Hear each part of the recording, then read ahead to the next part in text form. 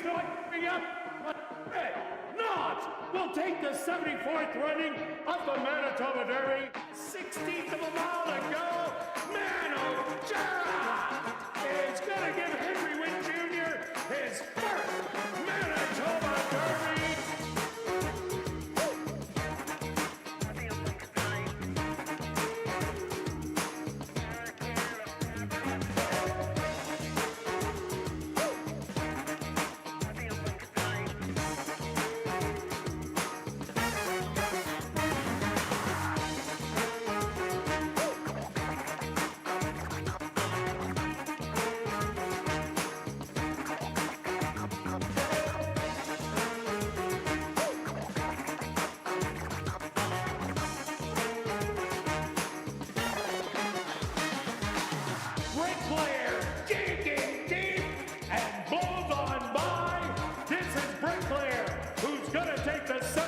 Running of the Manitoba Derby.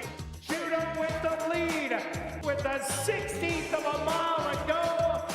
Judo taking the Harvey Warner Manitoba Mile.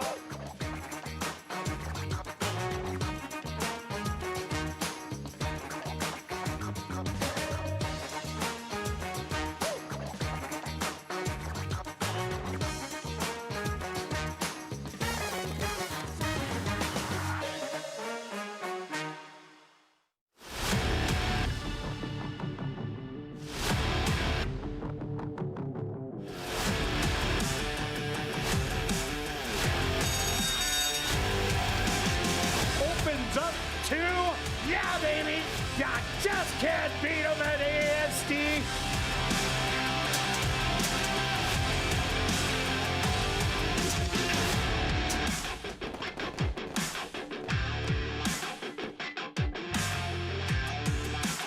The Manitoba Jockey Club acknowledges that we are on Treaty 1 territory, and the land on which we gather is the traditional territory of the Anishinaabe, Cree, Anisininew, Dakota, Lakota, and Dene peoples, and the national homeland of the Red River Métis.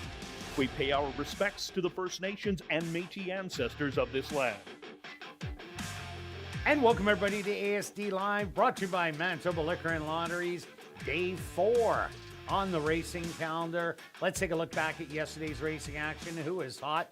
Well, jockey Javaniel Patterson was, as he scored 2 wins on the card, and that puts him one behind Antonio Whitehall, who also had a win.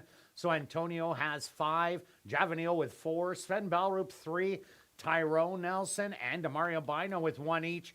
On the trainer side, Steve Keplin Jr. with a very hot first week is still on top with 5. Wendy Anderson with a win. She's up to 3. Jerry Gorno, Michael Nault with 2. Both winners yesterday. And Tom Gardapi Jr. with 1 who got it done yesterday. Stretch, what'd you see on the racetrack? Well, basically, we saw the early pace continues to dominate, and again, mostly the lower price horses, and that's because we've been only running 5 furlongs. But that changes today, Kurt. Oh, it definitely does. does. So if you better pay attention to the distances. But we had 4 gate-to-wire winners, 4 favorites. There were a couple closers that were at the back that kind of grabbed it in the money at a couple prices, so that was good. Kurt, I'm going to ask you a question of who was the most impressive win? And you can go in any direction, okay, whatever level it was. Tap the parlay in the last. Okay. 1 easy. 1 easy, you just like Gears left. Gears left? Yeah, okay. So those type of horses that were really promising last year as 2-year-olds coming back, and it wasn't winter raced. To run a race like that, I thought that was really impressive. Oh, good call. Absolutely. Good. So I was just doing some research, and in fact, Ghost Hero had the fastest average mile per hour throughout the day in North America, 37.78. Now, just to understand, the race was 5 furlongs, so yeah, it is compared throughout to the 6 furlongs. You can't maintain it, but I still thought it was impressive. It was a great ride by Antonio to set off the speed in there wide and then pounce. Yeah, and I think that one's going to move up. I can't disagree with your tap to parlay. Absolutely. Yeah, an allowance non-2 lifer, and that was a non-2 other than second level allowance. So big difference in the conditions, even the age of 3-year-old, older horses, but both of them they were definitely impressive. Yeah, and in fact, another because I do like to do the research because I'm not just a pretty face, you know. Well, we know Actually, that. I'm not a pretty face. That's why I have to do the research to stay here. Anyway, most horses entered today is any guesses on throughout North America? Oh, no idea. Yes, you do. Okay. Take a guess. Assiniboia Downs. Yes, Jerry Gorno and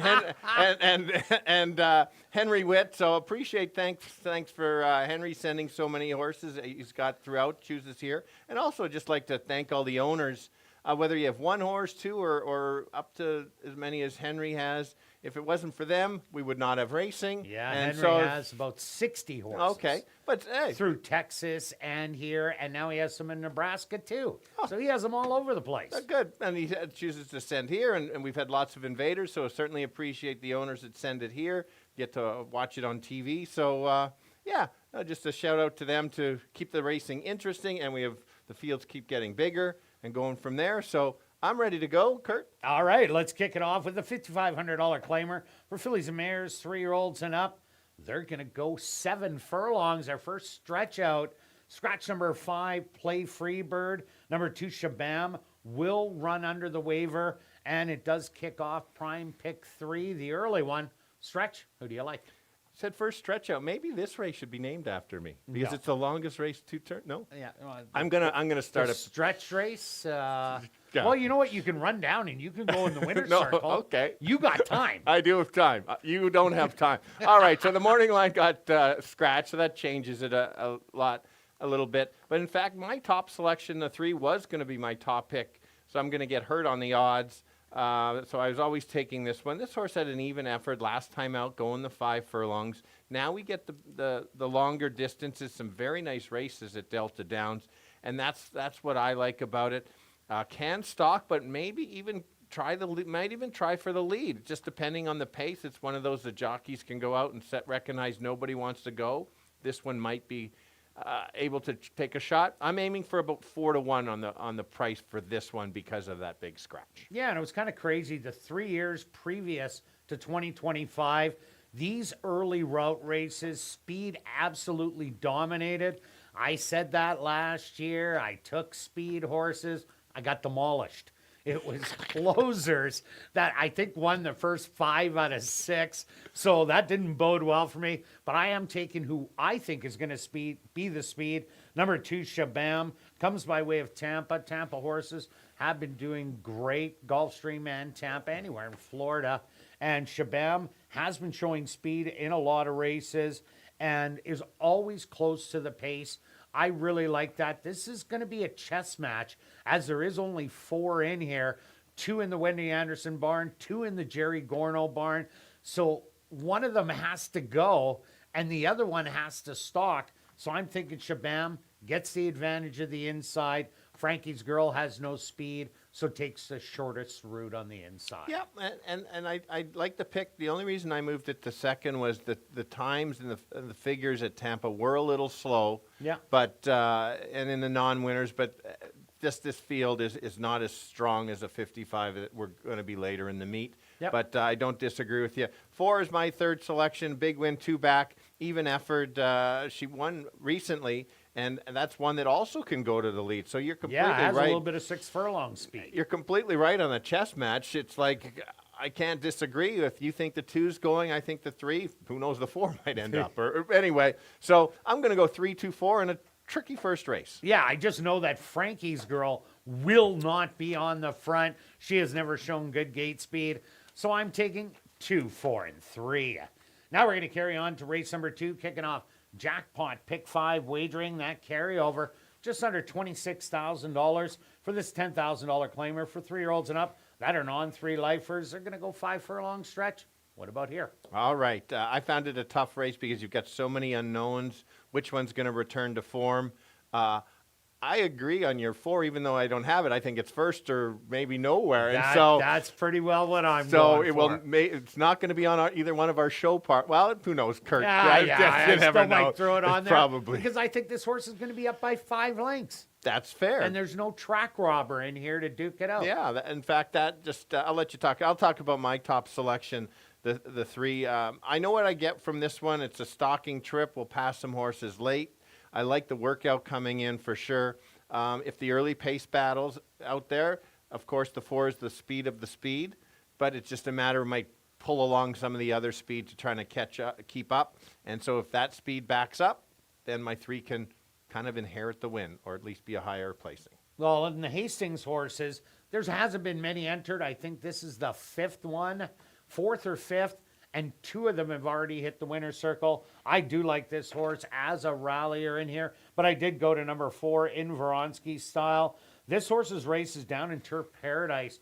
They tower in this field. This horse has blazing speed. 5 furlongs is the absolute perfect distance, even though that this horse has never won going 5 furlongs, only has 1 third-place finish. But yesterday, the speed carried really well when it was loose on the lead, and there is no doubt that this one's going to be loose. A couple of very nice workouts, 36-1 and 48-4. This is a speed that just might not get caught. Yeah, very, very true. It's interesting they entered that horse in the very last race of the meet last year. Just to get it in. Yeah, for sure. Okay, let's go to the 6 is my second selection. We've got almost all the numbers in there. And I can't disagree with your other ones. I thought if the 6 runs back to the Churchill Downs race, wins by open lengths, runs back to the Tampa Bay races, loses by open lengths. And that's kind of that's what this field's all about. It certainly can be a stalking trip and then kind of chase the 4 and try to run down the 4. And depending on the effort, again, you need prices on these horses to take a shot, because anything at even money, I don't think you want to risk in this field. Yeah, definitely not. I also like number 5, JL Copper. Only 1 start last year. Obviously, there was problems because the previous year, the horse had a great time winning the allowance non-2 lifetime twice and showed really good early speed. This one is probably going to be sitting right behind in Vronsky style. Jared Brown has yet to win, but had a really good second. A couple of them now. So JL Copper in a stalking role. I think this could be a great long shot and nice workouts. Yeah, and my to round out my top 3 is the one. I thought the post 1 was a little bit better yesterday. They seemed to break.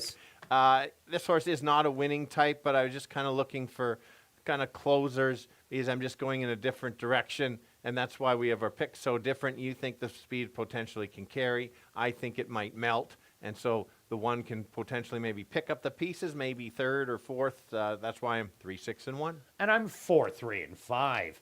Now we're going to carry on to race number 3, kicking off $50,000 guaranteed pick 4 wagering, $10,000 claimer for fillies and mares straight up that are non-3 lifers. They're going to go that 5 furlong stretch. Looks like a 2-horse race. Yeah, I'm with you there. A couple of droppers last week battled each other into the ground, and we'll see. I think that speed's going to carry a little bit farther, especially if the track plays like it did yesterday. I decided to go 5 on top of the 2 because I just like that this horse did press last time, but doesn't need to press, and kind of has another gear or a different running style that could sit just off the flank of the 2. Comes off the tightener. I think because of that tightener, this horse can carry the speed a little bit farther. So that's why it was a slight lean to the 5 for me. Yeah, and it ended up beating the 2 last time out by a little over a length. But the difference is these horses are coming back on a week. Cumberland Falls, the 5 and the 2. And I think the advantage goes to the 2, Girl from the Bayou. It showed really good speed last time. Then Cumberland Falls came on the outside. Casually classy, made a big wide move, poked a nose in front there. And then my anticipation ended up going by really late to get the win. But I think Girl from the Bayou is the predominant speed on the inside. I think it just might shake loose today. So I have to put it on top. It coming back in a week, that's not a problem, as the horse has been race fit from running down in Texas. I think Cumberland Falls just maybe might bounce a little. Okay, good comment. Yeah, I'm with you there. And we both have the 6. I thought if 2 and 5 battle it out, and somebody other sets it up for the 6, I think I needed a closer in here. I wouldn't take another speed horse in there, so you have to find it kind of as a saver. Probably a little bit too short, but if it really backs up or the track changes a bit, maybe this horse can be a bit of a higher placing. Had to include it, 5, 2, and 6. And I'm giving you 2, 5, and 6. Now we're going to carry on to race number 4, kicking off the late prime pick 3 with the $7,500 claimer for 3-year-olds and up. They're going to tackle the 5.5 furlong distance stretch. What about this one? Glad you said that. 5.5 does make a difference. It definitely does. It slowly starts to close the gap a little bit. I went with the 2. This horse only ran twice last year. Good first out effort over a very good field, and then won the next start out. I like that. The works are not flashy, but steady. I think this horse can get a nice dream trip, kind of sit close. And if, again, one of these races, these are pretty good horses that if nobody goes, maybe this one could go. And if this horse runs similar to Wendy's horses has lately, watch out, because she's been very good race. She had 2 yet? Did she have 2 yesterday or 1? She had 1. 1. She had 1. She's so Croatian. You're right, in the first, right? Was it Yep. the first? Yeah. So I think the horse certainly can be right there if it's ready. And, yeah, top pick. Yeah, I ended up going to number 1, Brannigan. I see this as a wide open race. 2 horses are race fit. And then you have Golden Buck, who's had the 1 start, coming back in a week also. Brannigan, well, lots of seconds and thirds. Yeah, Stretch is going to beat me up on this one. But I really like the way this horse was running, was forwardly placed, not a ton of speed in here. Paco's Pico should be the one showing speed, but it is going 5.5. So those horses with race fitness, I think that's going to play in here a little bit more than those 5/8 of a mile. So Brannigan on the rail, Sven Balrup riding well, Jerry Gorno, he's going to be exploding soon because he has a bunch of second place finishes. So I had to put it on top. But with those 83 starts, as a 7-year-old, that is absolutely crazy that this horse ran that much. So he's kind of got a break. This is only his 6th start of the year. So I think he's nice and fresh. Nice and fresh to run that second or third like he likes. He doesn't, Yeah. he's just one of those nicer horses. I agree with what you're saying, but I wouldn't. That's just silly. Oh, I'm not throwing the house on it or anything. Silliness. Anyway, let's go to the 4. No show, no call. Maybe last year, obviously last year, just wasn't a good start, but then finished strong. I like the steady works for sure coming in, especially that 5 furlong work really jumped out at me. Great spot when the trainer gets in on a waiver claiming race. That's a good move. I think if it returns to some of the top races, this horse certainly can be there. And split my picks, 2, 4, and 1. Yeah, and I'm just throwing number 5, Golden Buck, who debuted on opening day, only lost by a narrow head, got in a little bit of trouble at the head of the lane, and that probably cost the head at the wire, but is a tougher race today. Was only a 4-horse field, now goes to a 6-horse field. Again, coming back in a week. Duplicate races are tough to do, but showed it has promise.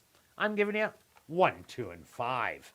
Now we're going to carry on to race number 5, Classic High 5 wagering for this allowance optional $12,500 claimer for fillies and mares 3 and up. This time we're going 6 furlongs for the first time of the year. Stretch, what about this one? Yeah, so again, now you got the sprinters and the milers kind of closing the gap even more. I've seen over the years the sprinters try to go the 6 furlongs maybe a little too early, and actually the milers can make up that that they difference. definitely can. And so anyway, I'm going to start with the 6 as my top selection. Just like yesterday, there was a horse that won on both first time on off the layoff. Would you remember that? What, Tap the Parlay in the last race? No, there was the other one that had 2-0. We talked, that was your stat. Anyway, I believe that horse won it yesterday, the 5 maybe. Finding Ways. Finding Ways. That's one first off the shelf 3 times. Correct. And a second. I knew you would get to it. Okay. I was just trying to test you. Just No testing. problem. And you got it, and you passed again, as All always. right. Just you only pick horses as much as your good memory. But anyway, I digress. Let's get back to the same kind of thing. You look at the post position or past performances right on there. It shows the 2 wins are off the layoffs that Kirt should have in his top 3 picks. The work say ready fairground race. Yes, it's over a year ago. Yeah, makes her a winner. I know what you're saying. That I makes it agree. tough on me. Okay. runs that race, wins the race. Yeah, it's one of those kind of like your horse in the first.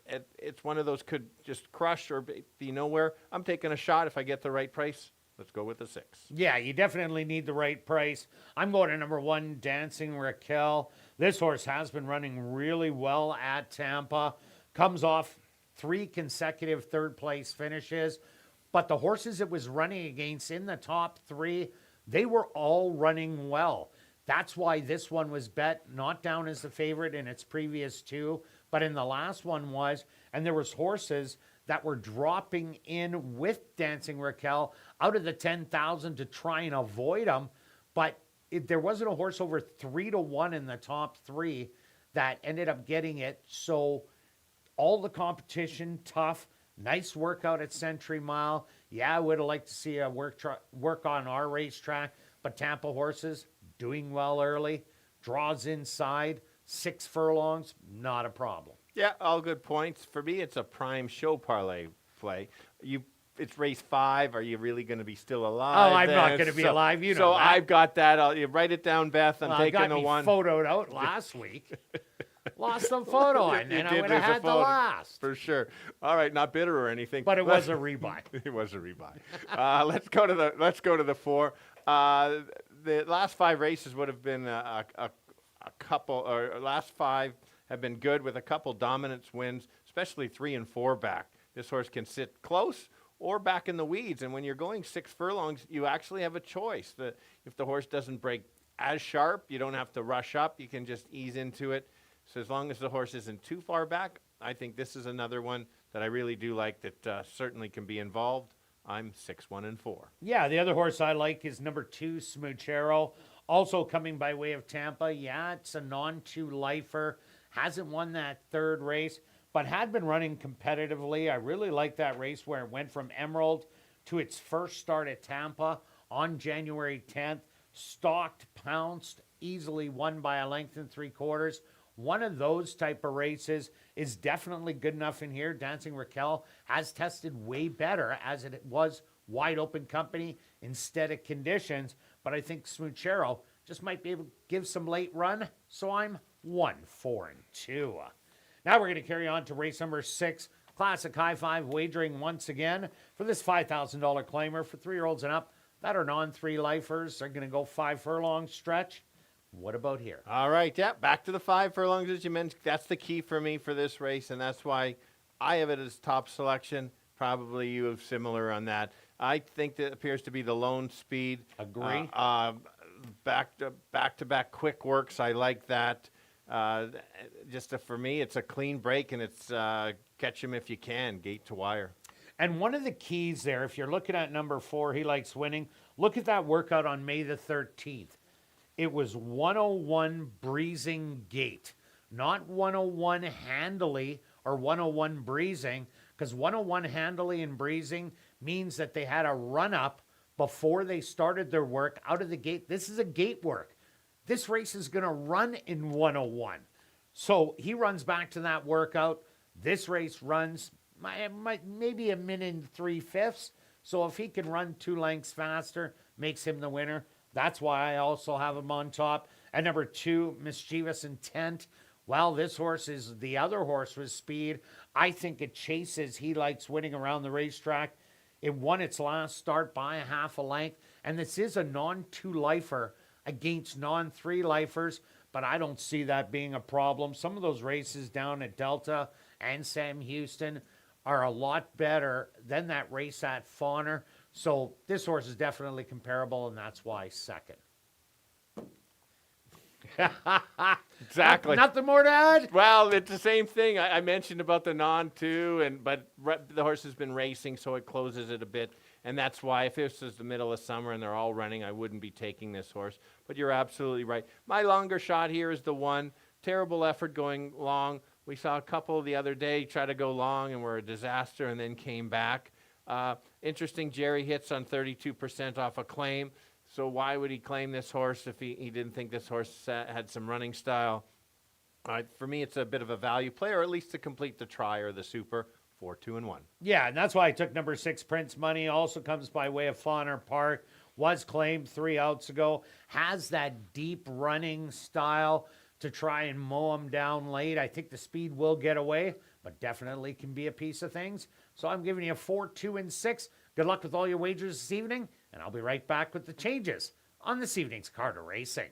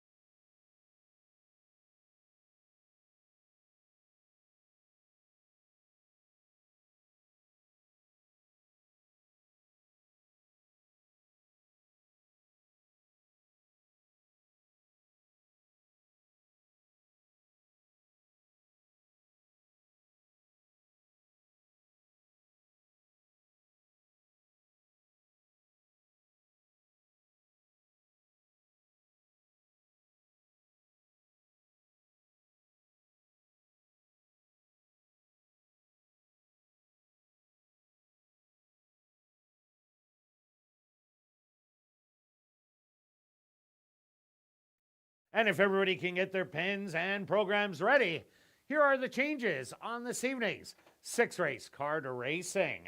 Turning your programs to race number 1, number 2, Shabam, will run under the waiver. And scratch number 5, Play Freebird.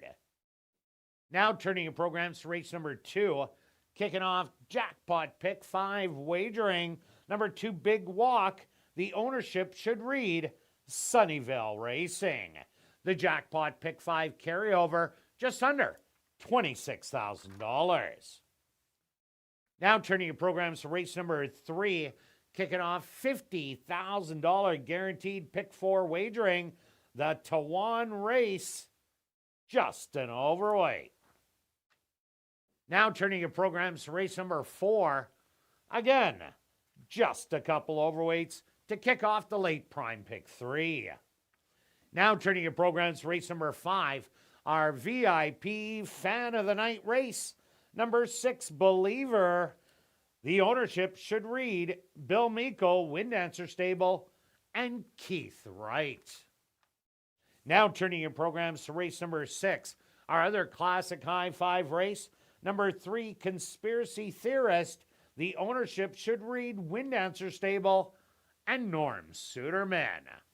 Well, a beautiful evening for racing here in Winnipeg. Under light rain. How come you have all the money, Stretch? I had a good day last Wednesday. I don't mind being Scooby-Doo. Scooby-Doo's good. Ah, Ruby, Roo. Wow. There we go, my Scooby-Doo impression. Wow. Under light rain, the temperature, 13 degrees Celsius or 55 Fahrenheit, a light wind out of the south-southeast at 5 kilometers an hour or 3 miles an hour, and the track is listed as fast. A fast racetrack for this evening's 6-race Carter Racing. We're going to kick it off right here in race 1 that goes to post in 19 minutes.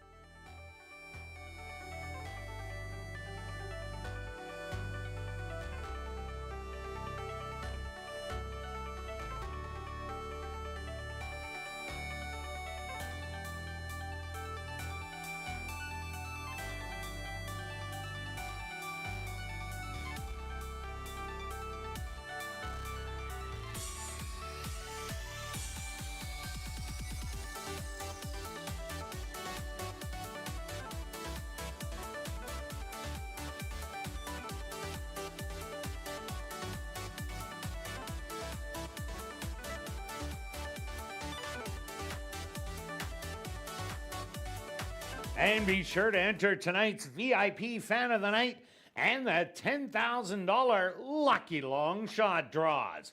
One ballot will get you in for both draws, and the ballots, they're available in the lobby.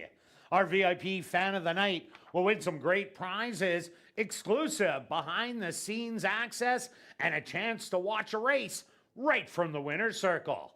And here's the big one. The person drawn for the $10,000 Lucky Long Shot gets to spin the Lucky Long Shot wheel for a chance to win up to $10,000 cash if the horse with the highest odds wins the last race. And if you're new to racing, make sure you stop by and see Shannon, Roger, and Brad at the Fan Education Center on the main floor. It's also the place to open a free HPIBet.com account so you can bet the races right from your phone. Even better, if you open a new account and wager $100, you're going to get $100 in bonus money. Have a great evening of racing.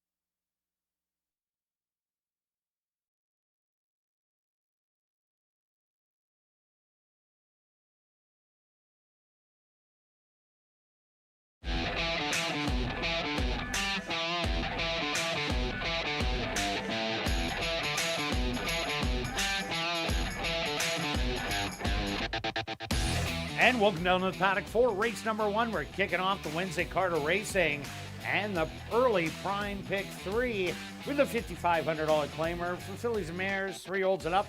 They're going to go 7 furlongs. Number 2, Shabam, will run under the waiver, so no claiming price. And scratch number 5, Play Freebird. Stretch, well, 4-horse fields. Anytime it's a small field, it is a chess match. Usually when it's 3 horses or a match race, I'm all about the speed. But who's the speed? Yeah, that's the big question, and that's just, I'd like to bet like about after the first quarter. Wow, wouldn't that be nice? That would be nice. Okay, Julie's saying, let's talk about the horse already. She's back again. I'm going to talk why she's got that one is because I think this one has a chance to go to the lead if she wants to. Doesn't need it. But I just like that Delta Downs race back in February and even the one in January. Those races put this horse into contention. Had the one start here, and it was 5 furlongs. Didn't really have that much of a chance and ran evenly, finished up decently. And so I think that Tightener comes back for the right distance, almost a setup to come to this race. Yeah, with Wendy Anderson having 2 and Jerry Garno having 2 in here, they got to send one of them out to the front end. I don't expect either of them to be banging. We know that Frankie's Girl doesn't have the speed, but I think number 2, Shabam, just might be the quickest of them all. This horse has always been there early on in every race, never sitting near the back of the pack. Some of the other ones have. Gets the inside, and at 7 furlongs here at Assiniboia Downs, that turn comes really quick. So there's a big advantage to the horses that are on the inside, post position 1, 2, and 3 especially. The 1 doesn't have the speed, so if the 2 goes out, he's going to get the positioning. It is the compact field, so it's not as bad. But I think Shabam, coming by way of Tampa, coming off those 1.40-mile races, I think this one's going to show speed on the inside and try and wire them. Yeah, I think I don't disagree with you there. And now if the 2 and 3 battle it out, I think it sets it up for the 4. 2 starts back was a big race. Last time, finished with some run. But I mentioned it on a different horse, but when Jerry claims, he hits at 32%. So he's coming in on a claim from a trainer that was 0 for 14 at that point. So that's certainly a horse is going to get upgraded a bit. So we'll see how this goes. Might just get the perfect trip if it doesn't go, sit in 3rd and try to run the 2 and the 3 down. Yeah, number 1, Frankie's Girl. Well, her running style, sit back and make one late run. What they got to hope for Frankie's Girl is the 2, 3, and 4. They all hook up on the front end, beat each other up, and then Frankie's Girl just sits back, watches the action, makes one late run, taking a lot of money on the board, as they all are. You see 3 horses at 2 to 1, the other 3 to 1. Well, they're the same as us, Stretch. Well, let's go to our wagers here in race 1. What do you have? Yeah, we're going to play the prime pick 3 because I like that. There's extra money in there, or there's just a good sized pool. So it's 2 and 3 with 1, 3, 4, 6, and I'm going to single the 5. And I got a little extra cash there, $5 exacta box 2 and 3. Of course you do. And I'm going after the early daily double. I'm taking the 2 in here with the 3 and 4. That's going to cost me $20. Show Parlay Wednesday, Stretch. What are you starting off with? I'm going with the 3, the long shot of the board. Wow. And there's good news. One of us will be alive going to race 2. Yeah, no doubt about it. And hopefully it's me because I got knocked out last Wednesday in the first race. I had to rebuy. I'm taking the 2 Shabam. Good luck with all your wagers here in race 1. And we'll see you back for race 2. Kicking off Jackpot Pick 5 wagering.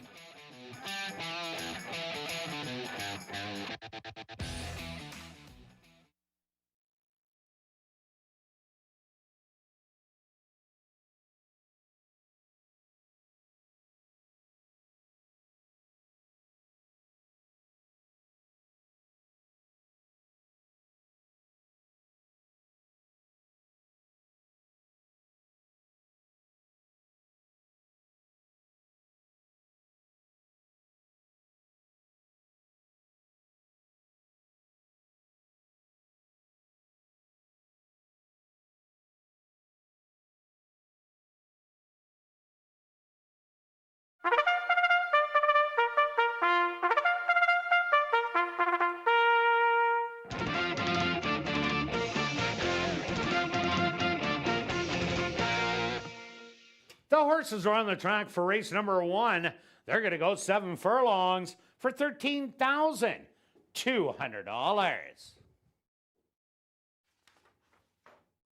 Number 1 is Frankie's Girl, owned by Wind Dancer Stable and Norm Suderman, trained by Wendy Anderson with Antonio Whitehall. Number 2 is Shabam, owned by Wind Dancer Stable and Norm Suderman, trained by Wendy Anderson with Ronald Alley. Number 3 is Hardly Mischievous, owned by Henry Witt Jr., trained by Jerry Gorno with Tyrone Nelson.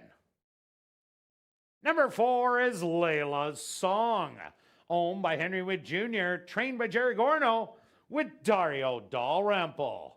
Number 5, Play Freebird, was scratched. We have early prime pick 3 and kicking off Rolling Daily Doubles. Here in race number 1, they'll go to post in 4 minutes.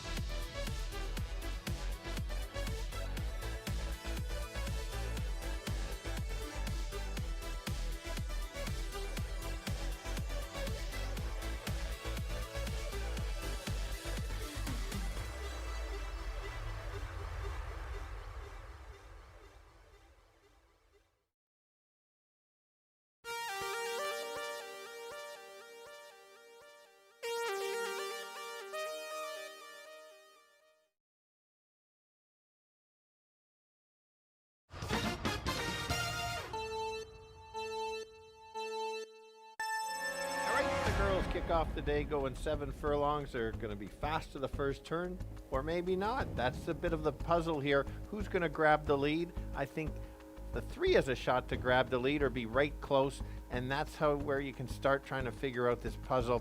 This horse can sit close, can show speed, and had the nice prep over the track. I always like a horse gets used to their surroundings, and that's what she's done. Too short last time, better distance this time. Who's the one that she might have to catch? That's the 2 current favorite. Don't like the price, but has the works coming in. And if there's a battle up front, maybe the 4 will just sit back and run them both down. But I'm going to go 3, 2, and 4. Kirt? Yeah, Stretch, I ended up going to number 2, Shabam, Shabam has been tactically placed in almost every route race it has ran down in Tampa. So I'm thinking that Ronald Alley will go up and try and grab that early lead. And if he gets an unpressured lead in here, I think definitely has a big shot to go all the way. And Tampa horses have been doing so well early on in the meet. I also like number 4, Layla's Song. If the 2 and 3, I think they're the ones that might be able to battle, then it's Layla's Song, who could be a late rallier in here, does well going around 2 turns, and has showed an ability to come off the pace. And that could be really valuable, as Frankie's Girl will be sitting last in here early on. And I'm rounding it out with number 3, Hardly Mischievous. Has beaten number 4, Layla's Song, the 2 times they did meet. But this time could turn the tables on our track. It's a wide open first, but I'm going to give you 2, 4, and 3. Good luck here in race number 1.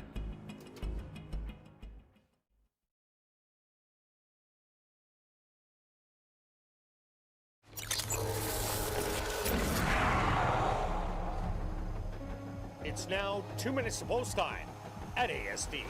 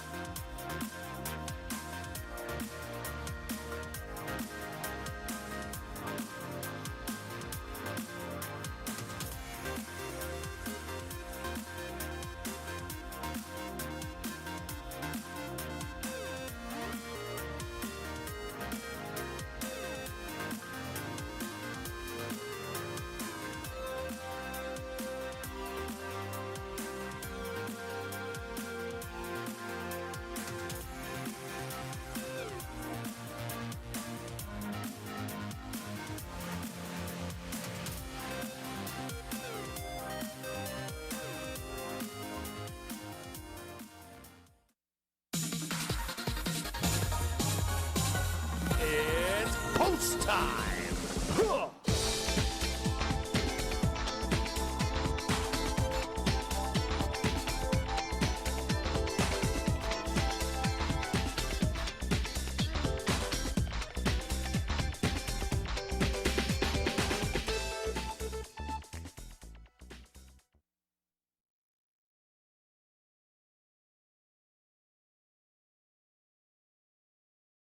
Frankie's Girl, the first one into the starting gate to kick off the opener.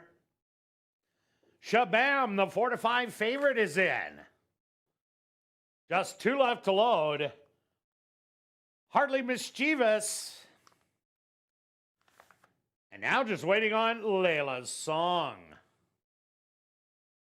They're all set. They're at the post. And they're off. Breaking well on the inside, Shabam, but on the far outside, Layla's Song shows good early speed and is going to take the lead by 2 lengths. Shabam back to second. Hardly Mischievous on the outside in third, and Frankie's Girl is the trailer as they're bunched up at the back. But the leader and opened up Layla's Song through an opening quarter of 25-4, has opened up 6 on the field. Hardly Mischievous to the outside, starting to get motivated from second. Back to third, Shabam, and the trailer still Frankie's Girl, but Layla's Song, nursed along by Dario Dalrymple, has the lead by 4. But Hardly Mischievous is eating into that lead stride by stride. Then it's 5 back to Shabam and Frankie's Girl. Still the trailer, the half 49-3. They hit the head of the lane. Layla's Song, the lead is only a half a length. Hardly Mischievous to the outside is gaining. It's going to be these two.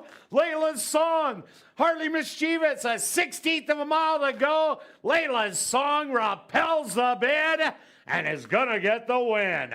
Hardly Mischievous in second, Shabam in third, fourth to Frankie's Girl.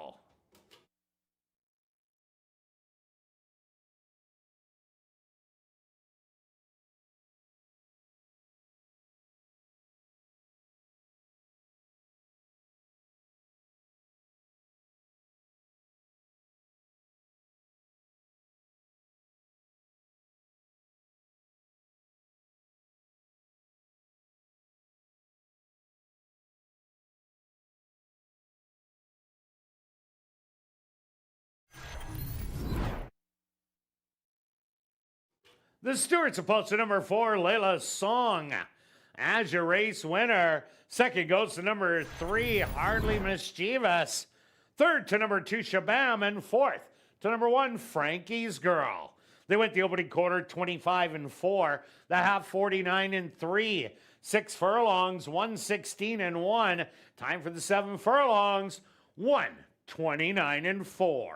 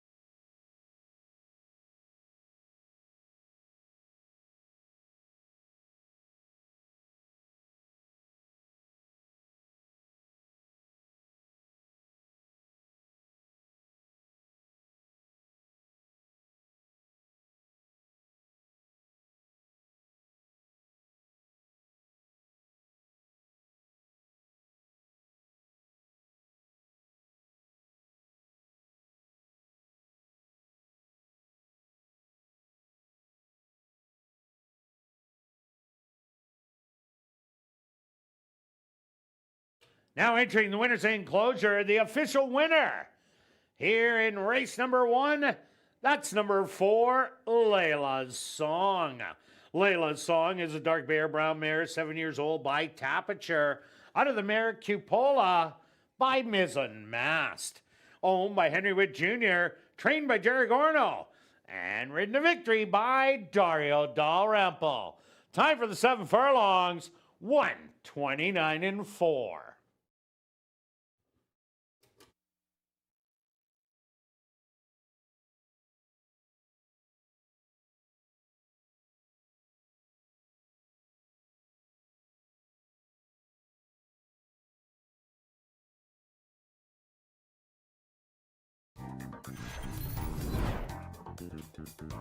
Race 1 is official in the upcoming second race. Kicking off Jackpot Pick 5 Wagering. Number 2, Big Walk. The ownership should read Sunnyvale Racing. We'll carry on with the rest of the changes in this evening's Pick 5. No changes in races 3 or 4. Turning your progress to race number 5. Number 6, Believe Her. Make the Ownership. Bill Meikle, Wind Dancer Stable, and Keith Wright. Now turning your programs to race number 6. Number 3, Conspiracy Theorist. The Ownership should read Wind Dancer Stable and Norm Suderman. Jackpot Pick 5 wagering. Kick it off here in race 2. They'll go to post in 15 minutes.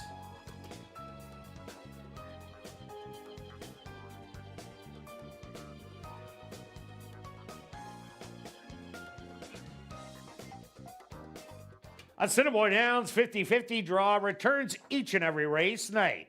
Tonight's jackpot is currently at $210 and growing.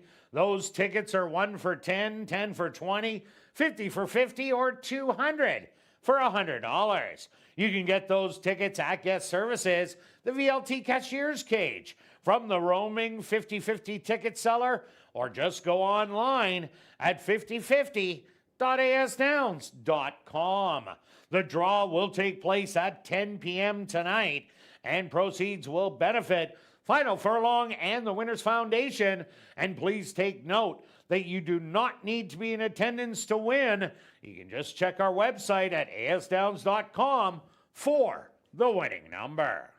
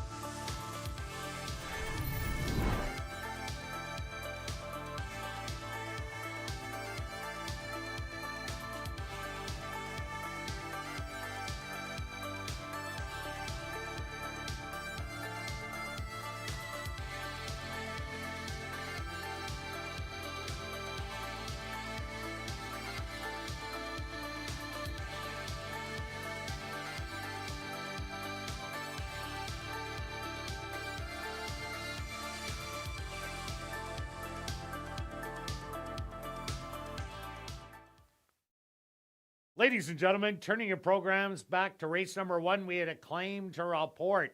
Claim for $5,500 was your race winner, number 4, Layla's Song, owner-trainer, Elton Dickey.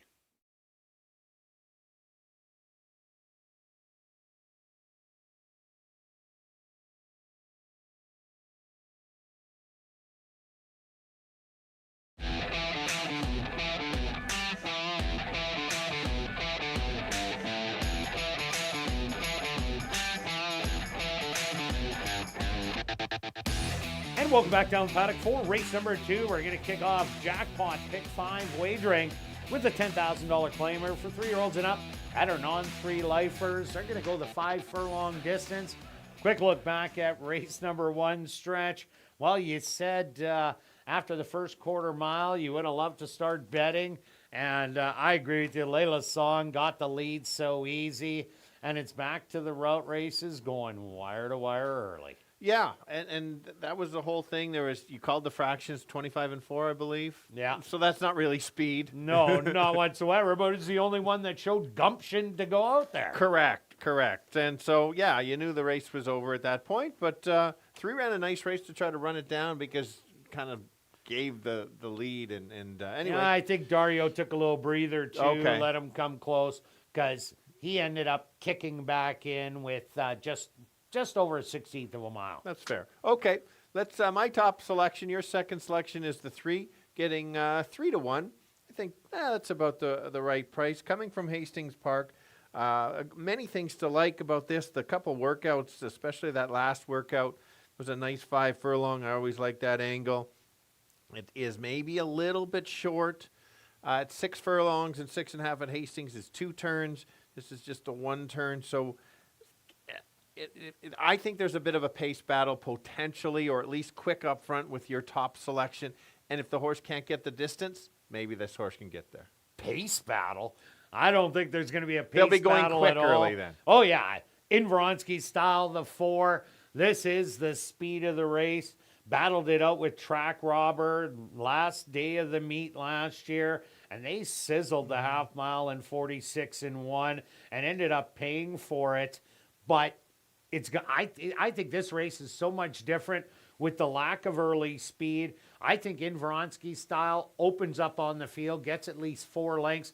4 horses went wire to wire yesterday, all going that 5 furlong distance. So in Vronsky style, 2 nice works under the belt, brings that blazing speed. If it can run any of those Turf Paradise races from last year, big shot. Yeah, and that's what we talked about ASD Live. There's many horses in here that have the potential to run a race like that. So I agree with you.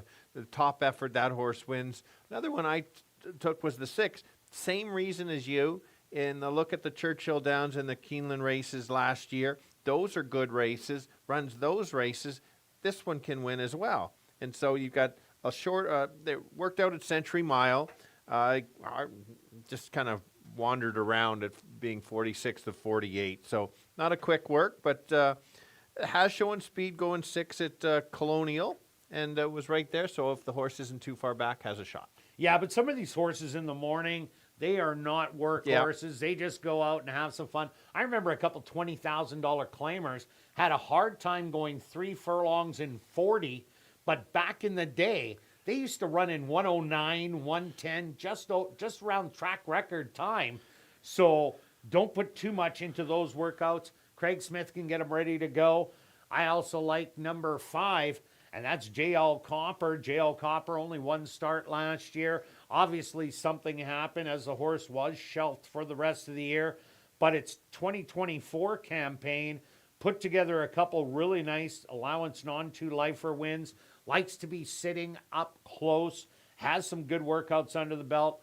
I think this one can run a big race today. Yeah, that's fair. And I went to the one along the rail in Fauner for 5,000. That's actually a higher claiming race. They run a lot of 2,500. So there's some pretty good horses there. This horse has been running evenly. Same kind of thing. If they go fast early, which you think they will, if the 4 and 5 can't carry their speed, then it sets it up for this one to be in the money. More of a second or third for me. It's my pick. And number 2, Big Walk. Here's a horse that was knocking on the door last year ended up having 12 starts and only one win to show for it, but 2 seconds and 4/3. Was running at the $10,000 level, won a non-2 lifer, but at the non-3 was just kind of close. This one should be mid-pack. The 1 and 2 are coming out of the Jerry Gorno barn, who won race number 1. So definitely an outside chance to outrun the 7-1 odds. But let's go to our wagers here in race 2 stretch. Jackpot pick 5 time. Who do you have? Yeah, just a small ticket, a couple keys. I've got a bunch here, 1, 3, 4, and 6, key in the 5, then 1, 2, 4, 5 with 1, 2, 4, 6, key in the 4 in the last. You played it a little bit different. That's fair. Yeah, I did. Only one key for me. Yep, and 30 to place on the 3, just in case your speed horse keeps going. All right, and I took 3, 4 in here with the 2, 5. 1, 2, 5, 6, key the 1 with the 1, 2, 4, 6, and I'm adding the roll-in double. I'm going to take the double 3 and 4 with the 2. And show parlay, who are you going to? We have 21 bucks each. Yes, 21 on the 3. All right, and I'm going 21 on the 4. Good luck with all your wagers here in race 2. And we'll see you back for race 3. Kicking off $50,000 guaranteed. Pick 4 wagering.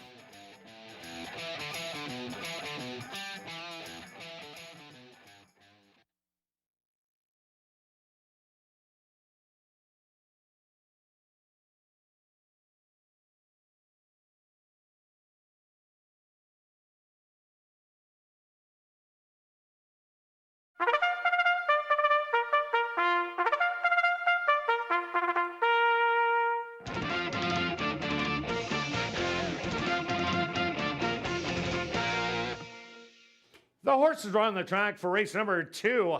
They're going to go 5 furlongs for $15,200. Number 1 is Brooklyn Alley Cat, owned by Henry Witt Jr., trained by Jerry Gorno, with Dario Dalrymple.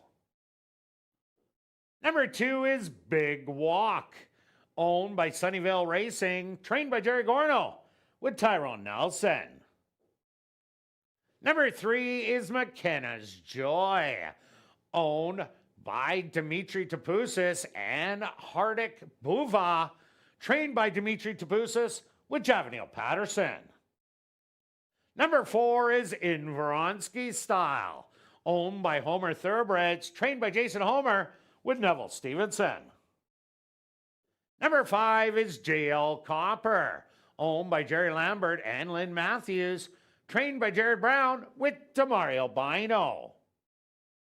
Rounding out the field is number 6, Call the Cavalry, owned by Dialed In Racing Stable, trained by Craig Smith with Rashad Knights. Jackpot pick 5 wagering, kicking off here in race 2. They'll go to post in approximately 4 minutes.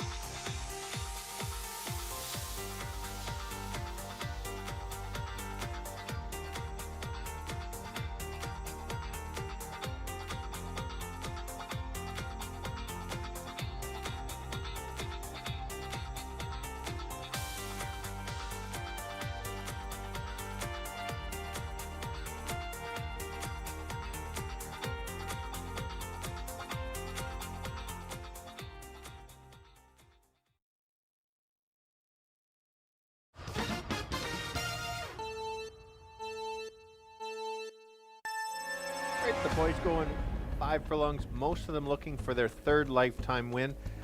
There is going to be some speed. There could be a lone speed, but I think the 3 can run the speed down. I think this horse is going to sit just off. Nice workout coming in. If the speed backs up a little bit, this one will be closing late. Getting 4-1 is a nice value. Current co-favorite is the 6. Don't like the price, but there's some races that certainly make this horse very bettable. Take a look at the Churchill Downs and the Keeneland races. Those are some pretty good races. Could sit close and try to stalk and take over. And to pick up the pieces if the speed melts, that's the one along the rail. Like him for 2nd or 3rd, 3, 6, and 1. Kirt? Yeah, Stretch, I ended up going to number 4 in Vronsky Style. Only made that lone start at the end of the year last year. Ran for a half a mile and then packed it in, but tested a tough field where Track Robber ended up going on to get the win. I think this horse is the predominant speed of the race, who is going to try and steal it. I agree with you. Number 3, McKenna's Joy, coming by way of Hastings, making the first start. Hastings horses, 4 starts so far, and already have 2 wins. So this is one to take a second look at. And to round it out, I went to number 5, JL Copper. Had a troubled year last year as it only started once and then was shelved, but comes back freshened and ready. 2024 had a couple really nice wins at the allowance non-2 lifetime level. So I'm going to give you a 4, 3, and 5. Good luck here in race number 2.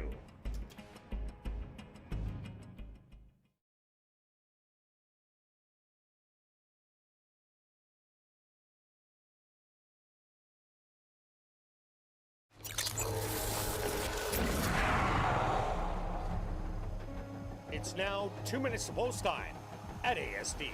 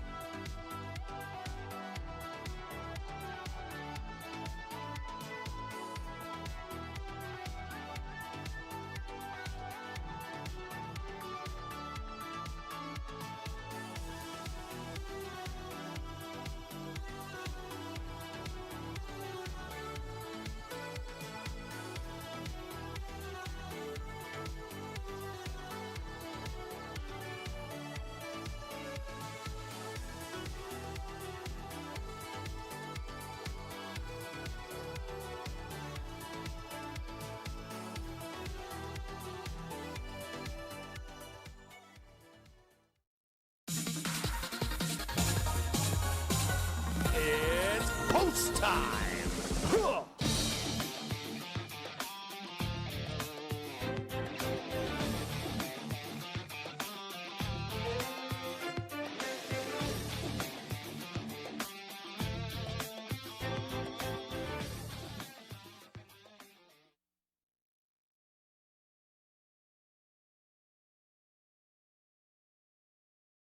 Brooklyn Alley Cat, the first one to enter the starting gate.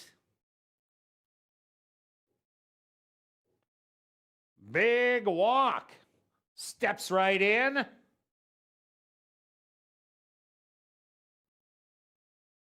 now McKenna's Joy's turn.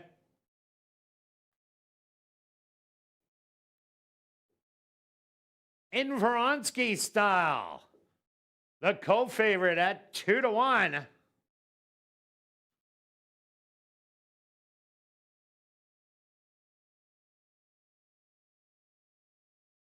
McKenna's Joy getting a little extra help. Now in Vronsky Style, walks right in. 2 left to load, JL Copper. And now just waiting on Call the Cavalry. They're all set. They're at the post.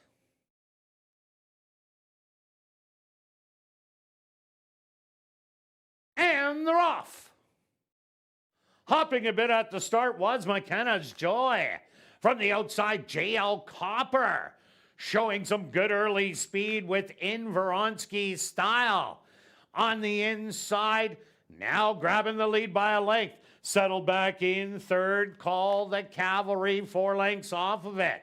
2 more lengths back, McKenna's Joy, big walk to the inside, and Brooklyn Alley Cat is the early trailer. A quick opening quarter, 23-4 in Voronsky's style.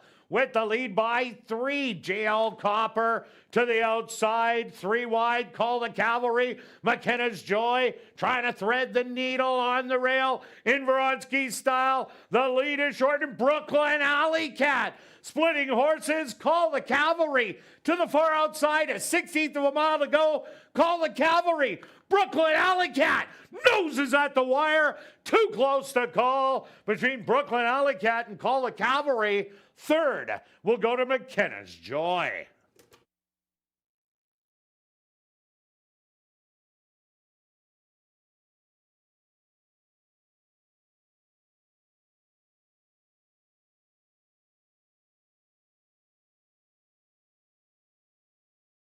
The stewards have requested a photograph to determine the winning horse.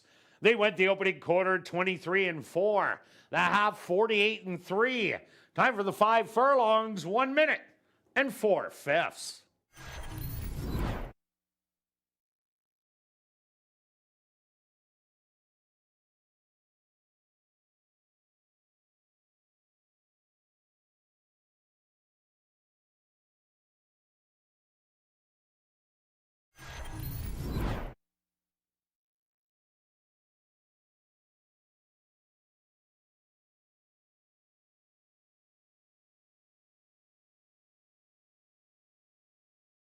Results of the photo show the winner number 1, Brooklyn Alley Cat.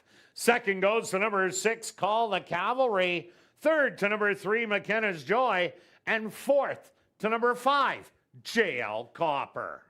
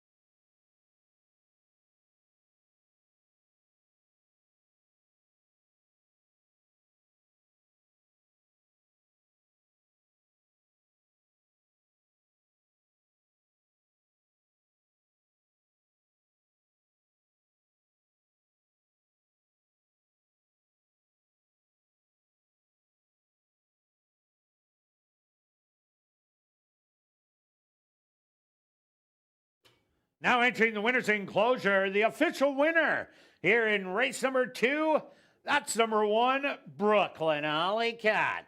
Brooklyn Alley Cat is a dark bay or brown gelding, 4 years old, by Minister's Wildcat, out of the mare Dream on Kayla by DeCarchi, owned by Henry Witt Jr., trained by Jerry Gorno, and ridden to victory by Dario Dalrymple. Time for the 5 furlongs, 1 minute and 4/5. Congratulations goes out to trainer Jerry Gorno and jockey Dario Dalrymple, who team up for the early daily double. 2 wins for trainer Jerry Gorno and 2 wins for jockey Dario Dalrymple. Race 2 is official in the upcoming third race. The T1 race kicking off $50,000 guaranteed pick 4 wagering. There are no changes, but we will carry on with the rest of the changes in this evening's pick 4. No changes in race number 4. Turning your programs to race number 5. Number 6, Believe Her. The ownership should read Bill Meikle, Wind Dancer Stable, and Keith Wright. Now turning your programs to race number 6. Number 3, Conspiracy Theorist. The ownership should read Wind Dancer Stable and Norm Suderman. The T1 race kicking off $50,000 guaranteed pick 4 wagering. They'll go to post in 14 minutes.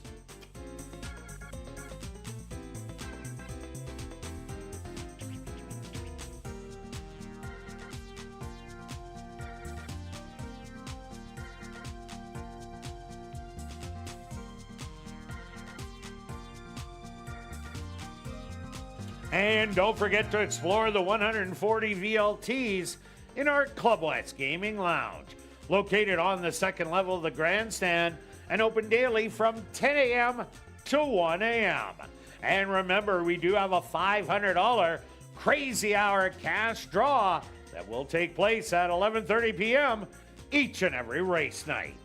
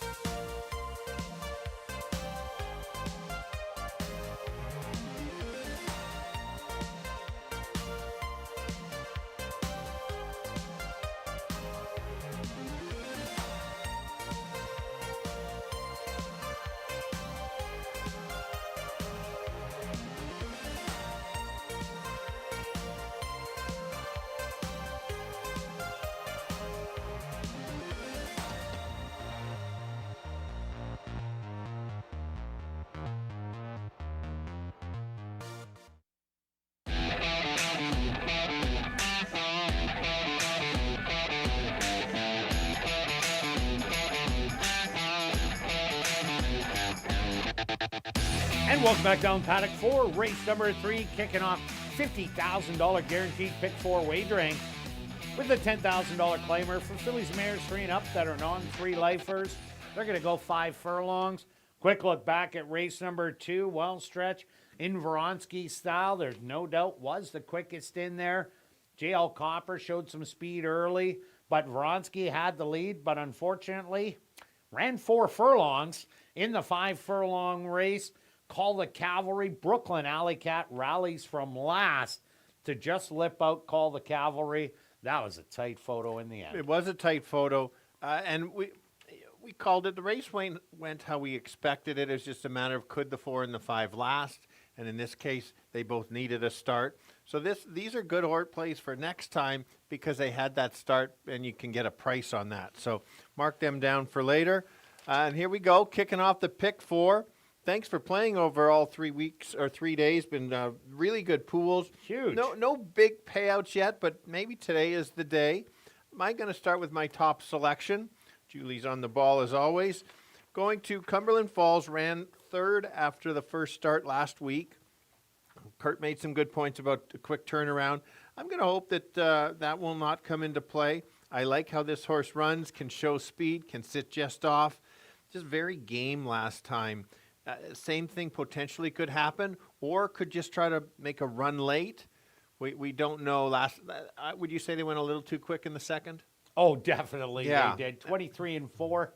They were sizzling out there, even though it wasn't a 22 and change, but we don't have a 22 and change racetrack. Correct. Good point on that. Okay. You're 2. All right, I went to number 2, Girl from the Bayou. They battled together, Cumberland Falls and Girl from the Bayou. But we just seen a Jerry Gorno horse in the first race run second, but ran a really big race coming back in a week. This one's also coming back in a week. Got beat by Cumberland Falls, was on the inside. I think today just might clear Cumberland Falls, and that could make the difference. Jerry Gorno does very well on his horses that he runs back in a week. He already won the early daily double. He's looking for 3 in a row. I'm thinking a big chance. It's a chance, but not a big chance, just based on the success there. And so let's go to the 6 on the outside. This is another one that's going to be a closer. Will be near the back at the beginning. Again, needs that battle. And if the 2 and 5 try to knock each other out at the start, this one could be picking up the pieces, getting 9-2. I don't know at the win, just because this horse needs a little bit longer, but maybe complete the exactor if one of them quits or finish off the try. Yeah, another horse to look at, number 4, Amass Money, coming out of the Lauren Fraser barn 2 outs ago. Made a big close, had post position number 10 at Fawner. Not a great post if you're not a speed horse. And this horse came from the back, ran 3rd, beaten 9. But the winner did win by 7 3/4 lengths. Had a flat race last time out. Didn't show much. I'm expecting a bounce back effort. Lauren Fraser did win a race yesterday and had a second. So this could be a great long shot to throw in. Yeah, speaking of a long shot with a very nice work, that's the one. 48 and 4 breezing, fastest of the day going that distance, which is big. Last year, first start over the track, came from the clouds and finished a nice second. And so again, maybe that could be the race shape if the 2 and 5 battle, maybe a 3rd or 4th for this one. And number 3, Mystery Dance, has a good running style for this race. If the 2 and 5 go beat each other up, Mystery Dance could be the stalker in here. Ran flat first time out last year, but then back-to-back good efforts running second in both of those, losing 2 photos. So Mystery Dance, 7-1, another bargain on the board. Let's go to our wagers here in race 3, Stretch. What do you have? All right. I don't know. How did you get 2 spots? Well, I tried to steal one of your spots. Who did you bribe to get the 3rd one? Anyway, I'm allowed 3. I don't know where. Anyway, Oh, okay. There's a couple pick 4s. I've used 2 different keys trying to hit it twice, and the bookends with the keys with some longer or some horses in between. And then I do like the 3. I like the 5 to show. To place, trying to pace for some money. All right. I'm all over the map, but there it is. Yeah, I can tell you. I got a couple pick 4s. If it does get a little chalky in there, I'm trying to get it multiple times. I ran down to the car to get card change. I'm going at it again, but I'm going to go long shot Hutton all the way through. Might as well. So I'm going to go 20 to show on the 4. What about you, Stretch? I'm still going. I'll go on my selection 26 show on the 5. All right, good luck with all your selections here in race 3, and we'll see you back for race 4, kicking off the late prime pick 3.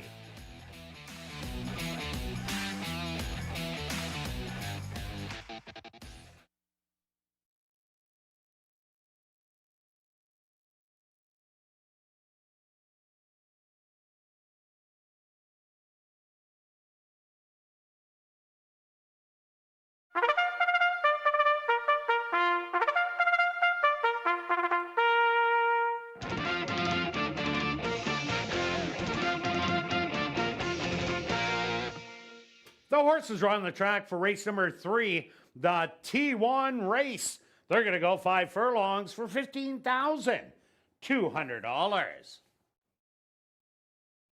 Number 1 is Dogwood's Millie Jane, owned by Black Diamond Stable, trained by Tom Gardapi Jr. with Devontae Prescott. Number 2 is Girl from the Bayou, owned by Henry Witt Jr., trained by Jerry Gorno with Javanil Patterson. Number 3 is Mystery Dance, owned by Stella Racing, trained by Stephen Gaskin with Rashad Knights. Number 4 is Amass Money, owned by Pan Am Racing, trained by Lauren Fraser with Neville Stevenson. Number 5, Cumberland Falls, owned by Black Diamond Stable and Kenneth Lee Gardapi, trained by Tom Gardapi Jr. with Ronald Alley. Rounding out the field, number 6, Catch the Dream, owned by Tom Boyko, trained by Carl Anderson with Matthew Bennett.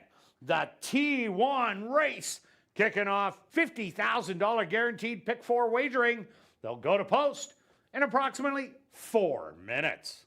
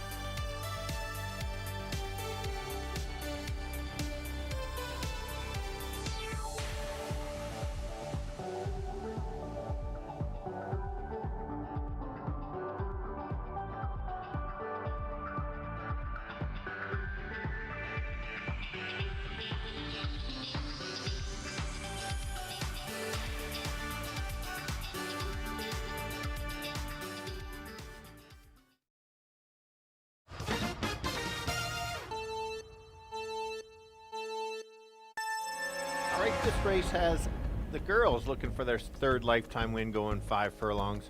It's probably going to be a battle between the 2 and the 5 early. It's going to be who can outlast who. I think the 5 can outlast the 2. They're both very good horses. It's just a matter of the 2 can sit just off, try to press and take over. Run similar to that first start of the year last week. I think she's going to be tough to beat. Yes, the 2 could be the speed of the speed and try to steal it, so you got to be careful with that. Who's the closer if the other 2, those 2 back up? That's the 6 on the outside. Won't be anywhere near the lead.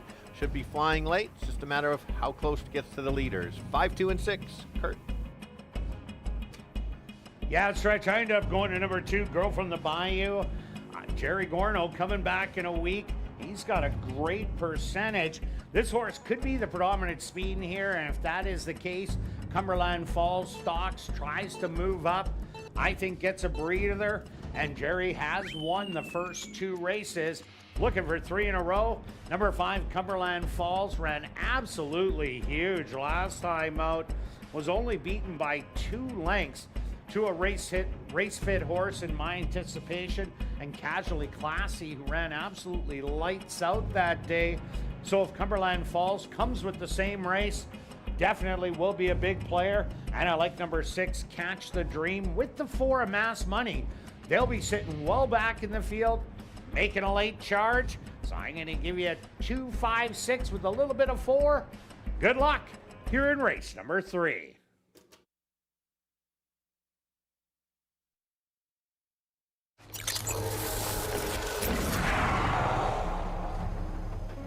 It's now 2 minutes to post time at ASD.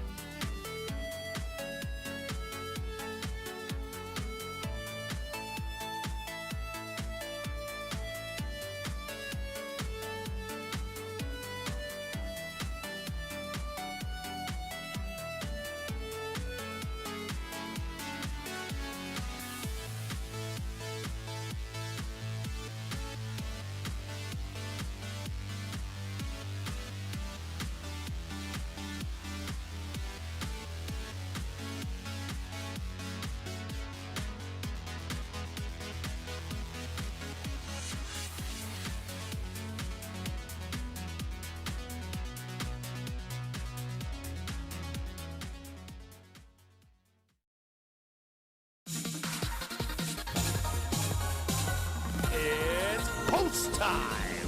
Huh.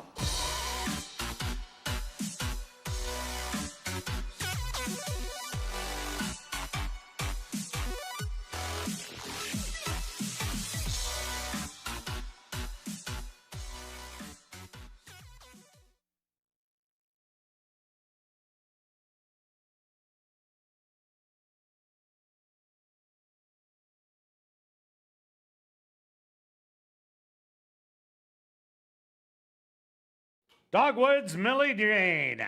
She'll be the first to go in.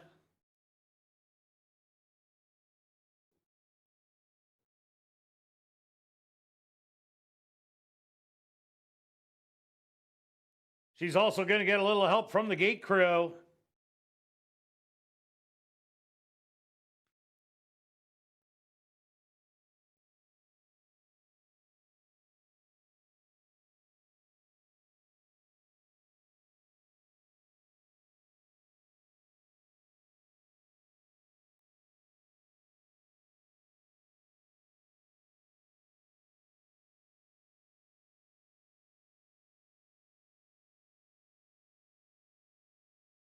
And she's now in.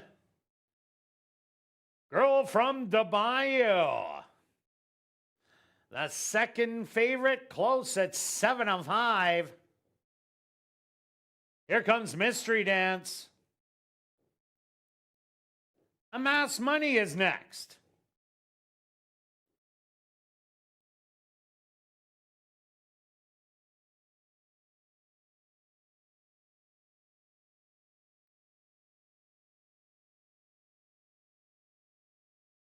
Now 2 left to load. The 6 of 5 co-favorite, Cumberland Falls.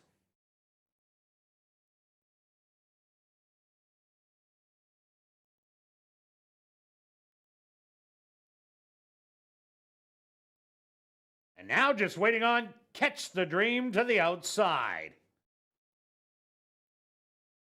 They're all set. They're at the post.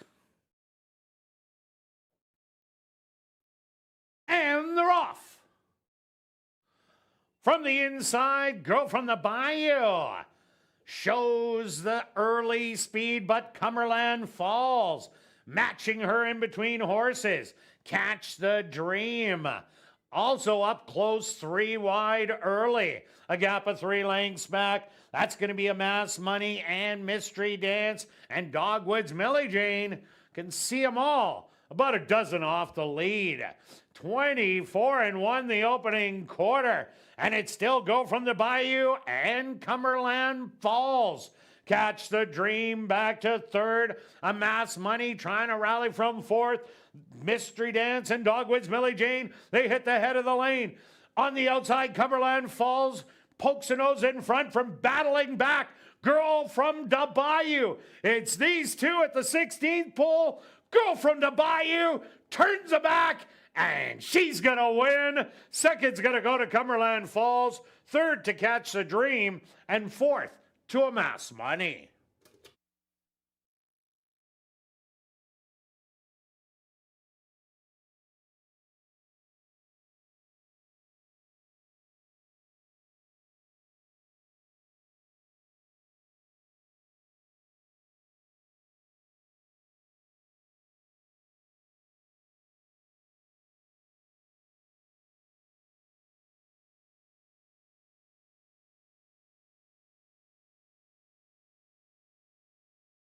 The Stewarts are posted number 2, Girl from the Bayou, as the race winner. Second goes to number 5, Cumberland Falls. Third to number 6, Catch the Dream. And fourth to number 4, A Mass Money. They went the opening quarter 24-1, the half 48-2.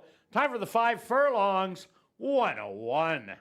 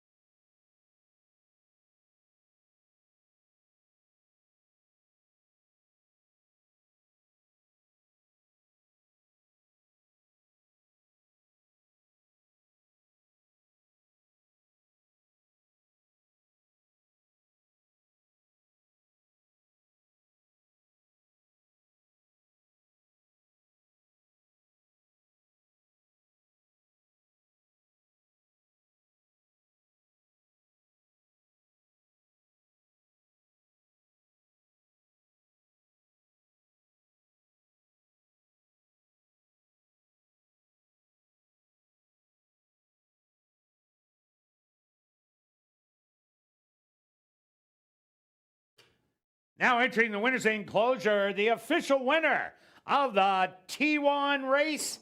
That's number 2, Girl from the Bayou.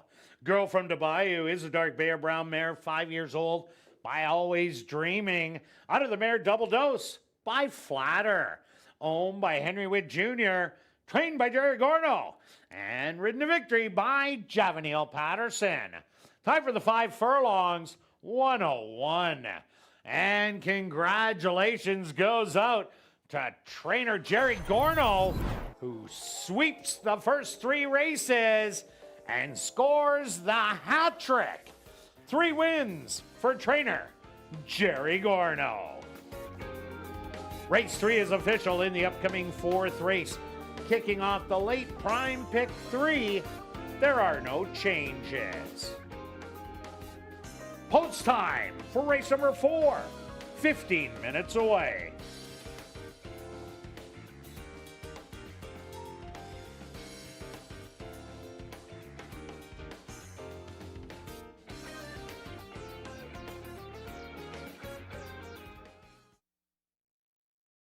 And And ladies and gentlemen, we've drawn our VIP Fan of the Night. Congratulations goes out to Luke Kohlbauer. That's Luke Kohlbauer. Congratulations, you're our VIP Fan of the Night. You have 10 minutes to report to guest services on the main floor, South End. And we've also drawn our lucky long shot winner.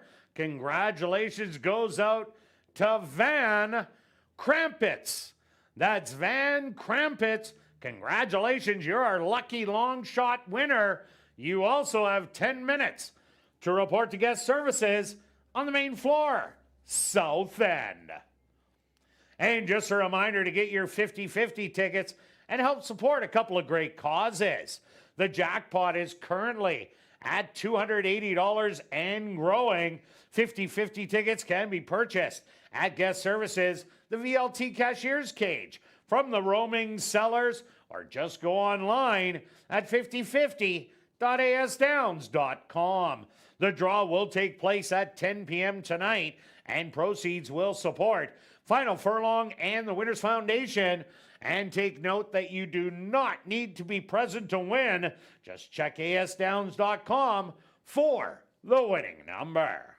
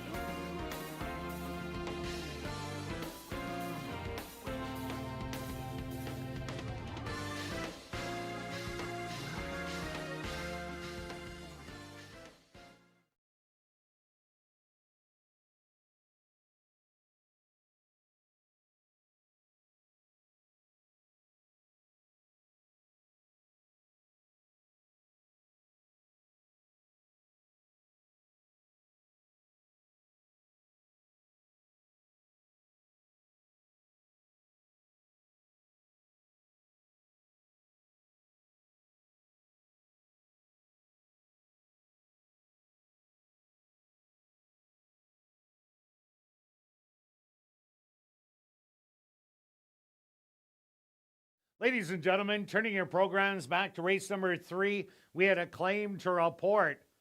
Claim for $10,000 was your race winner. Number 2, Girl from Bayou, claim by Elton Dickey, owner-trainer.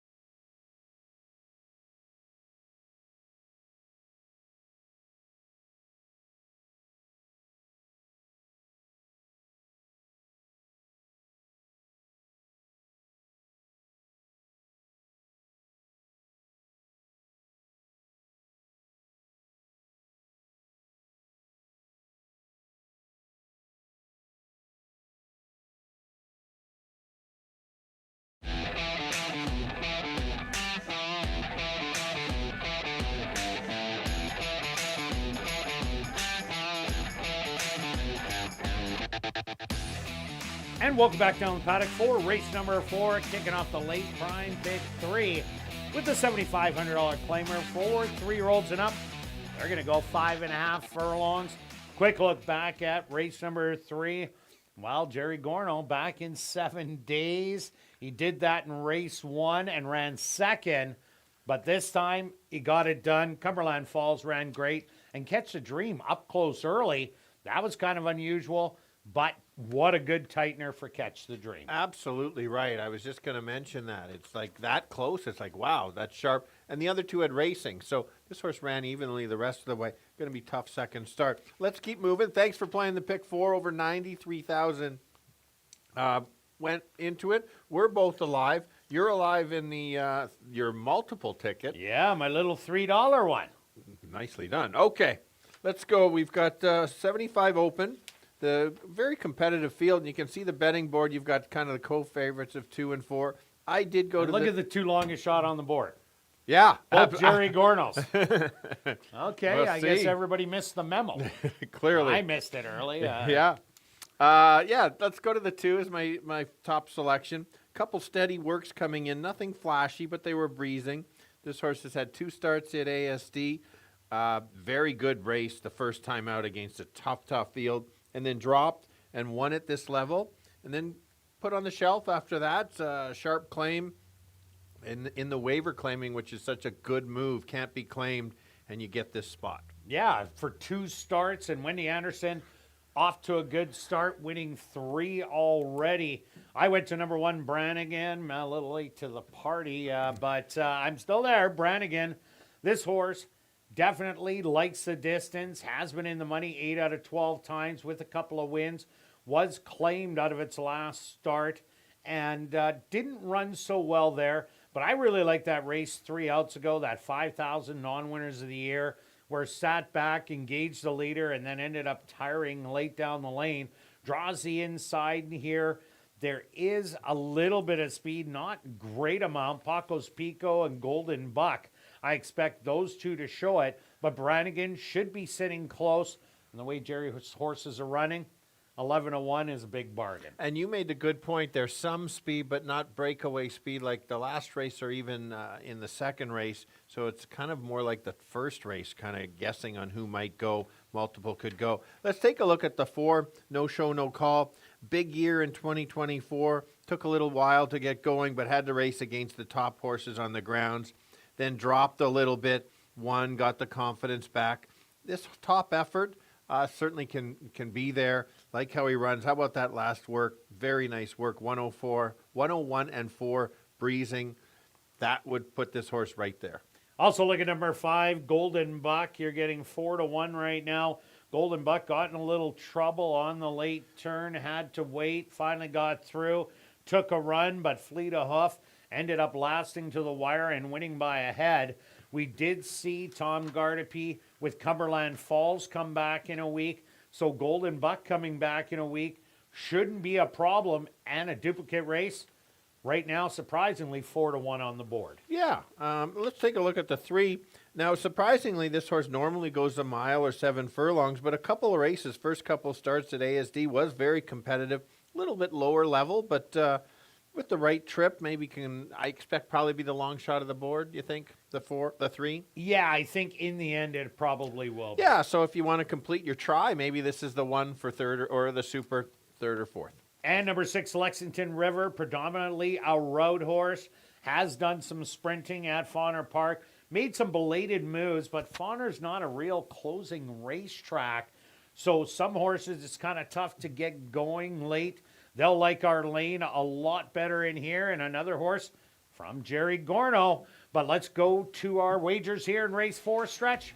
Who do you have? Yeah, and like we mentioned, the 5.5 does help a bit of the closers. I've got 2 bets, $3 pick 3, 1, 2, and 4, with 1, 4, and 6. Key the 4, 27, and I'm going to box my 3 top choices, 1, 2, and 4 for 18. And I took 1, 2, and 6, 2 Gornos, and throw in another one. I'm going after the pick 3, key the 1, take the 2, 4 in the last, $18. Stretch, you're still alive in the show parlay. I'm licking my wounds as I usually am. What do you have? Yeah, you're very much done after. Yeah, Some well. might say embarrassing, but I hope that wasn't on the mic there.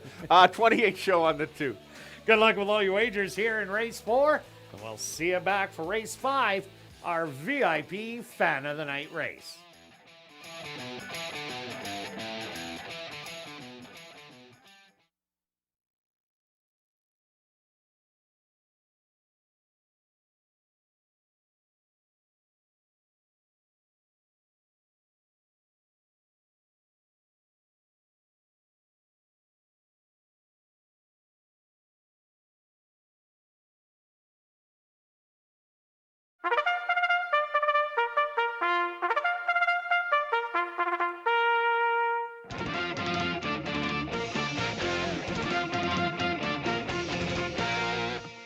The horses are on the track for race number 4. They're going to go 5.5 furlongs for $15,000.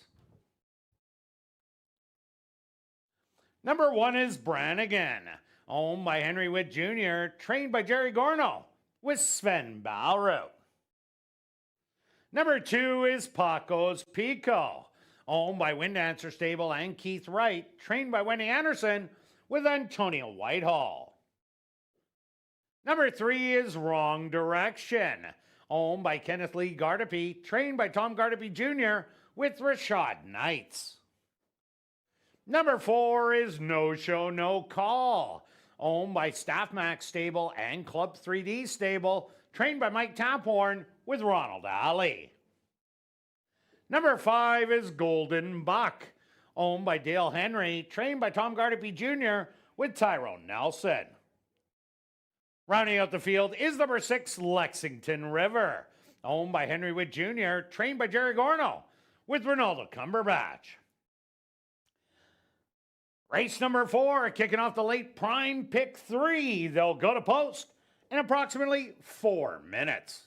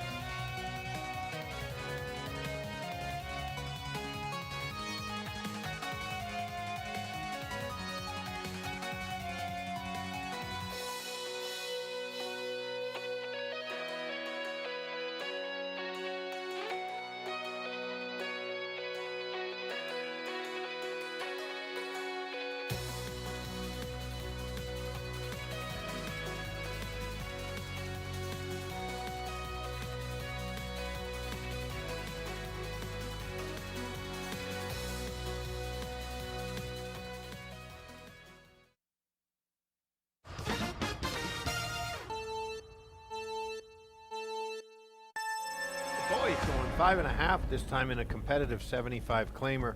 Let's start with the 2.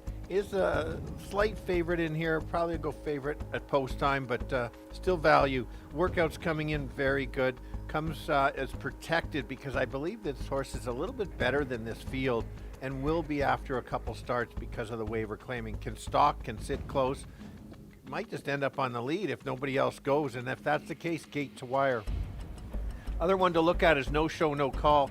This horse has won a bunch of races, finished strong last year, sets it up for a better start than last year. And then the one along the rail, likes to be in the money, could complete the try. Nice value at 6-1, but I'm going to go 2, 4, and 1. Kirt?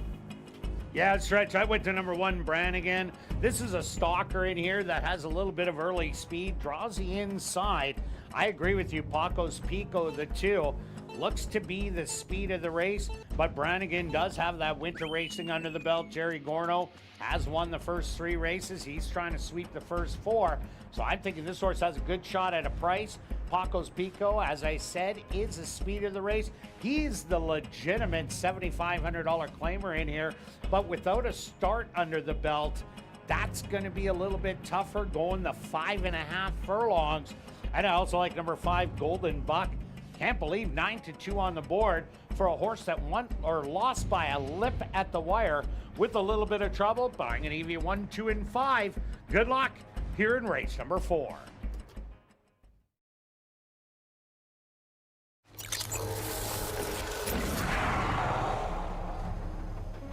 It's now 2 minutes to post time at ASD.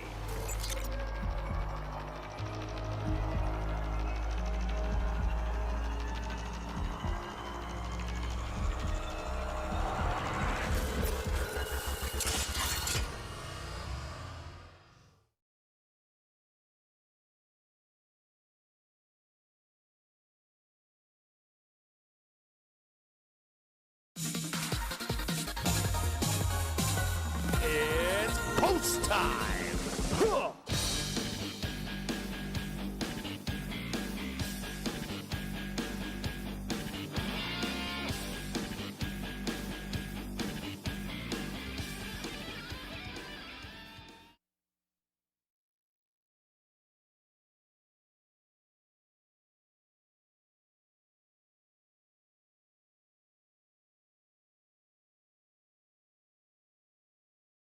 Brannigan, the first one into the gate.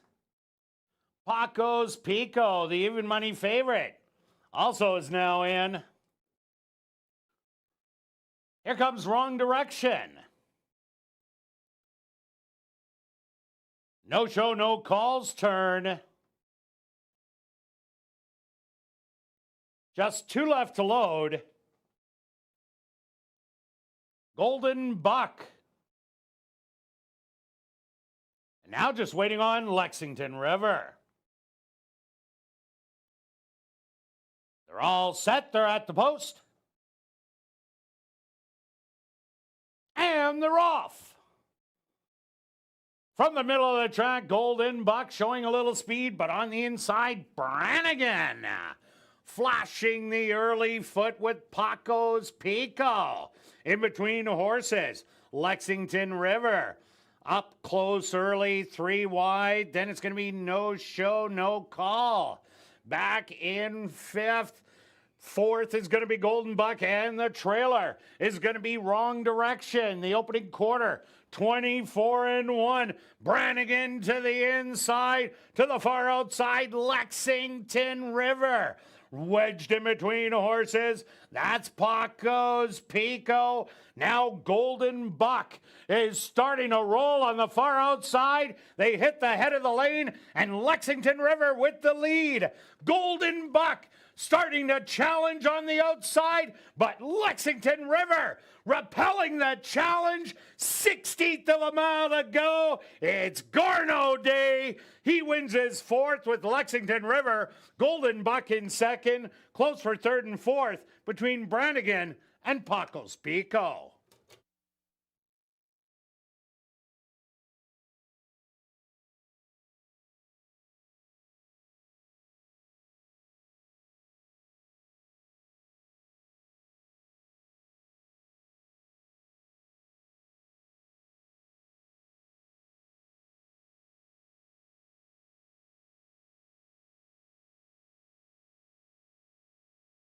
The stewards opposed to number 6, Lexington River.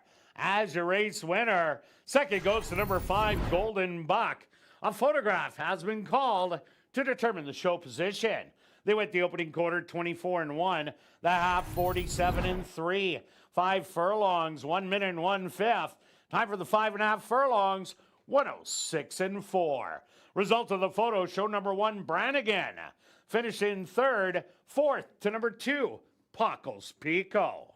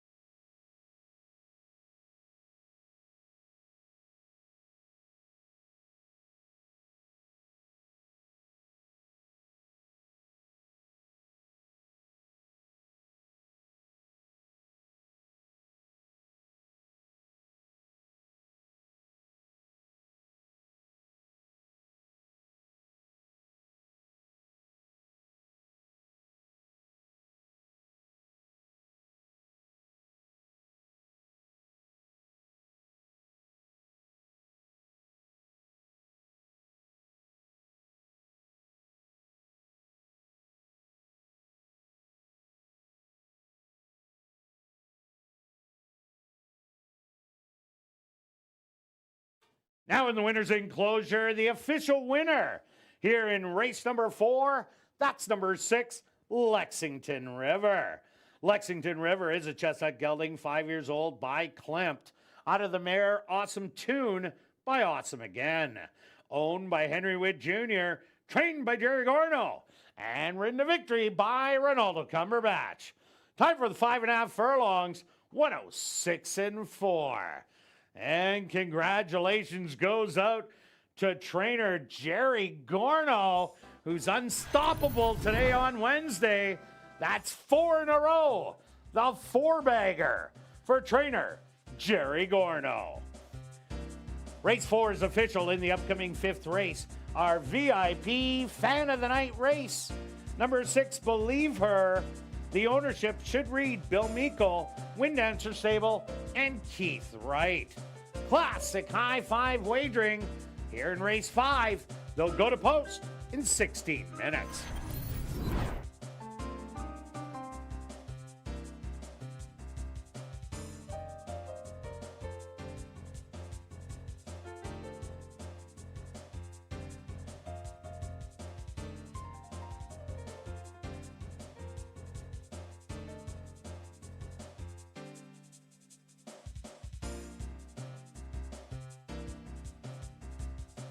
And mark your calendars for Manitoba Food Truck Battles, happening this Saturday and Sunday here at Assiniboia Downs.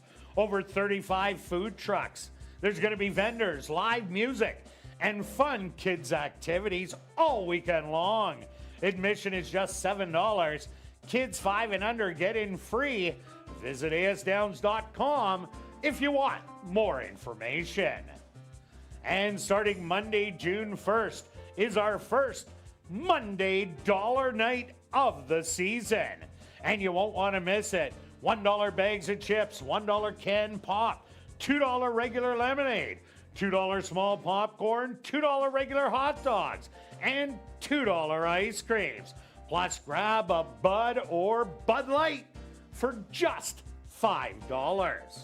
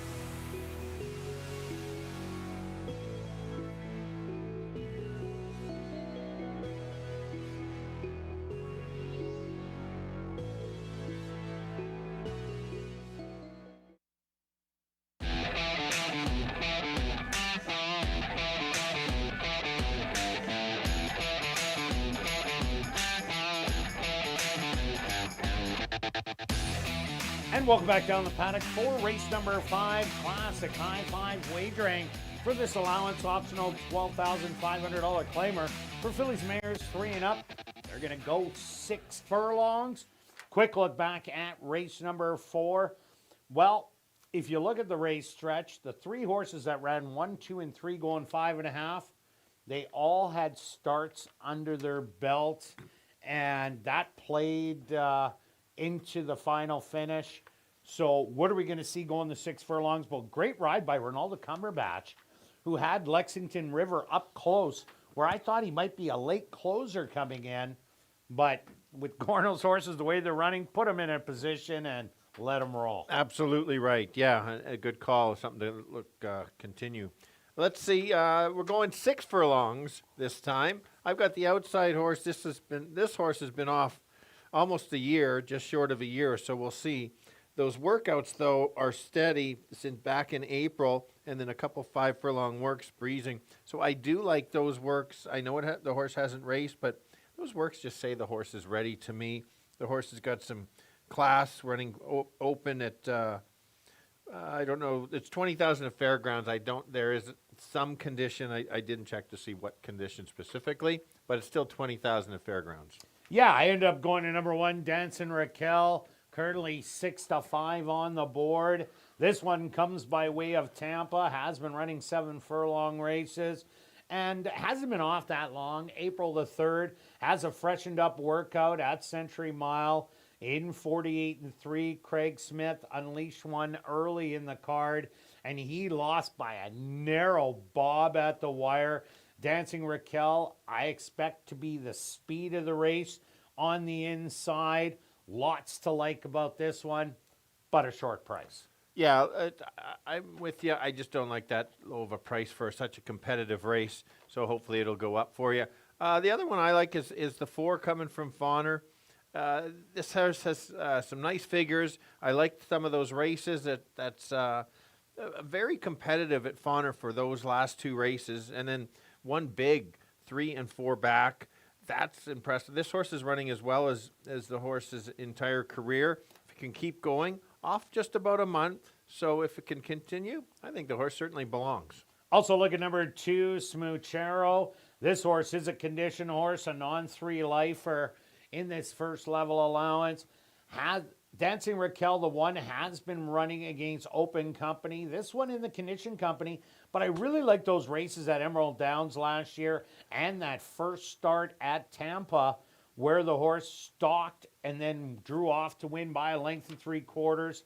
The winter racing will play into it here in race number 5 as it is 6 furlongs today. So I like Smoochero as my long shot at 15-1. Yeah, and my long shot, which is not my top 3, is the 5 horse. This horse has a 6 furlong last time, not much, but a couple miles, mile and 40, and we talked about going the 6 furlongs. It actually closes the gap, especially against some of the horses that haven't run. If you look at some of the races, can show speed going the distance. I think this horse will be forwardly placed, and with the right trip, I like the horse, especially overlay at 10-1. Yeah, number 3, Midnight Candy Storm.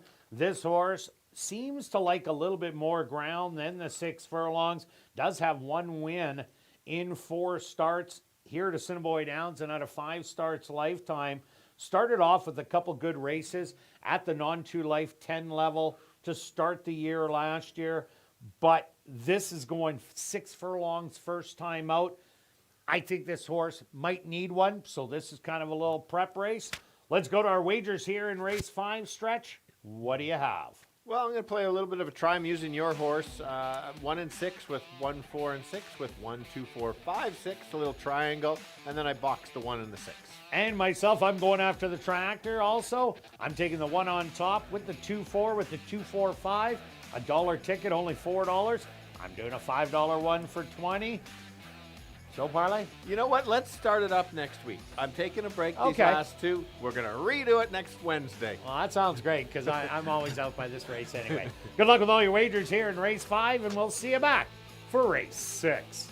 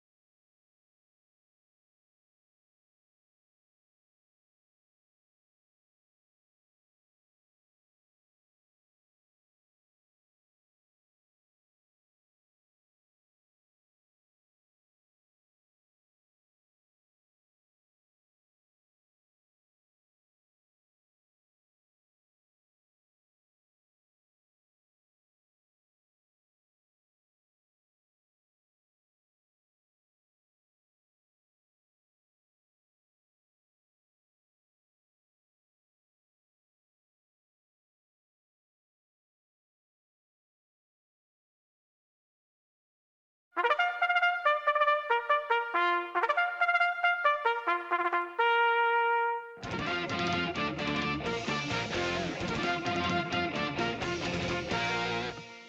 horses are on the track for race number 5, our VIP Fan of the Night race.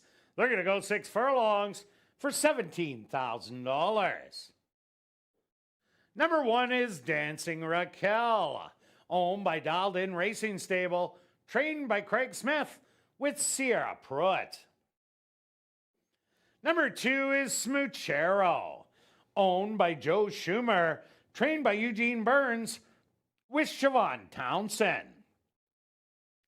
Number 3 is Midnight Candy Storm, owned by Dwayne Paulson, trained by Tom Gardaby Jr.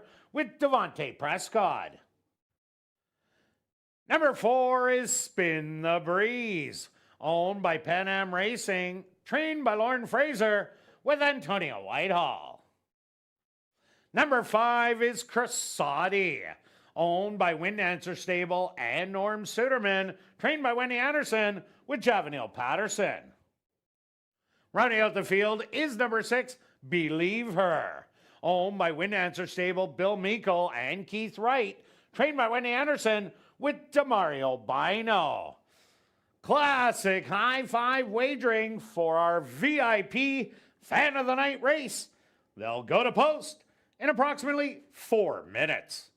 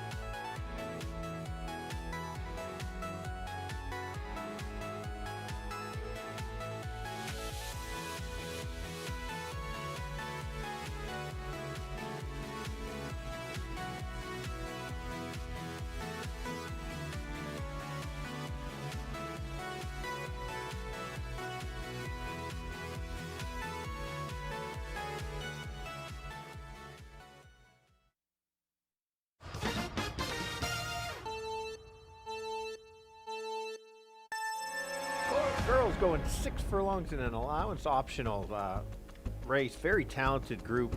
I'm going to start on the outside. First time racing at ASD, but I like the workouts on this 6. Going off at 4-1, good value. If those works take to the track, I think this horse will be very competitive. Should be get a good stalking trip and try to run down the leaders. The horse on the rail 1 could be the speed, and this horse could go as far as she can. Cutting back from 7 to 6, that's fine. Coming from Tampa also helps. And then the 4 horse, Fawner, been successful obviously there. That's been some tough races. I think she figures 3-2, a little low odds, but I'm going to go 6, 1, and 4. Kirt? Yeah, Stretch, I ended up going number 1, Dancing Raquel. Looks to be the speed of the race. Dancing Raquel comes by way of Tampa. Nice sharp work at Century Mile. Before arriving at Assiniboia Downs, Craig Smith had one earlier in That being in race 2, Call the Cavalry, who lost by a lip. So I like Dancing Raquel's chances. I also like number 4, Spin the Breeze. Lauren Fraser, Antonia Whitehall, they hooked up for a win yesterday. This horse has a good stalking running style, and in the last 4 races hasn't been worse than second. And I'm going to round it out with the 2-horse Smoochero. This is a condition non-3 lifer, also from Tampa, but with this being 6 furlongs, I really think that's the key for the horses that have been winter raced. So I'm going to give you 1, 4, and 2. Good luck here in race number 5.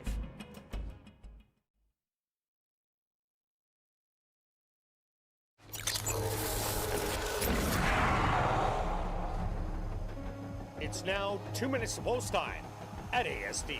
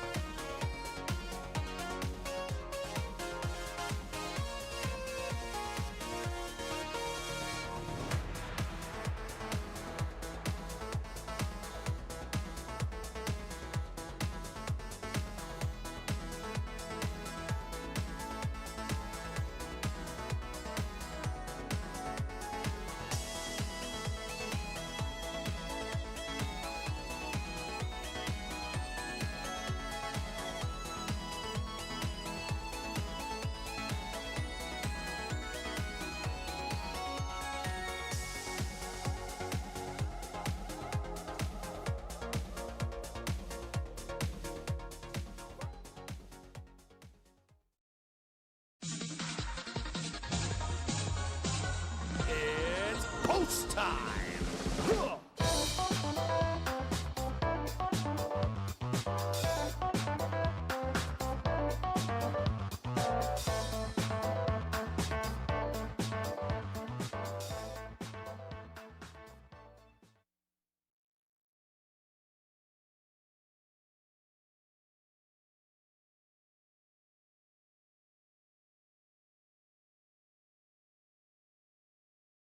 Dancing Raquel, the slight 9-5 favorite. First one to go in. Next up, Smoochero.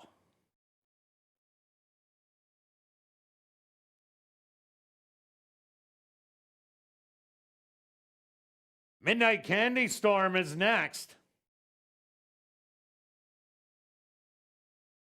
Here comes Spin the Breeze. Just 2 left to load. Cressati.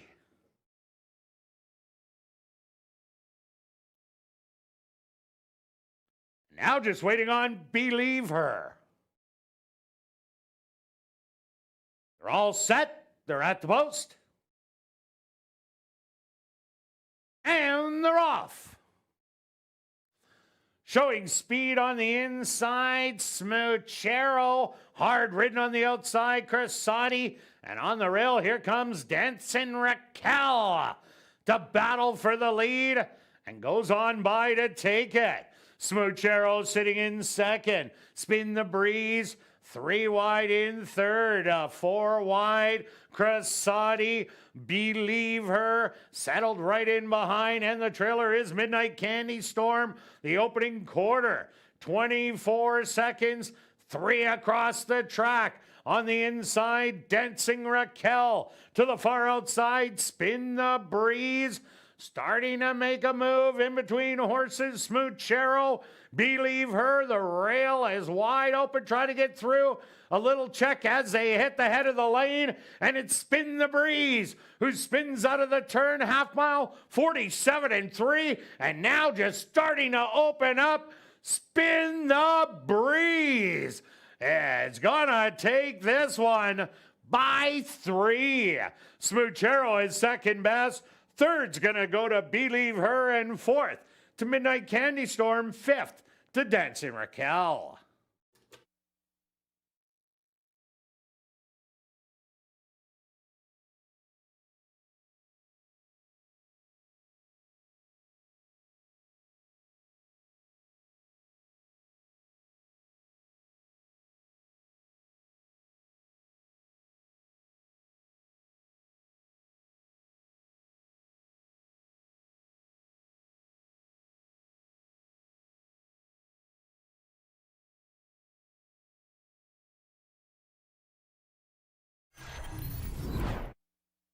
The Stewart's opposed to number 4, Spin the Breeze.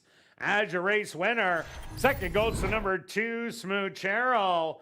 Third to number 6, Believe Her. Fourth to number 3, Midnight Candy Storm. And fifth to number 1, Dancing Raquel. They went the opening quarter, 24 seconds. The half, 47-3. 5 furlongs, a minute and 2/5. Time for the 6 furlongs, 1:14.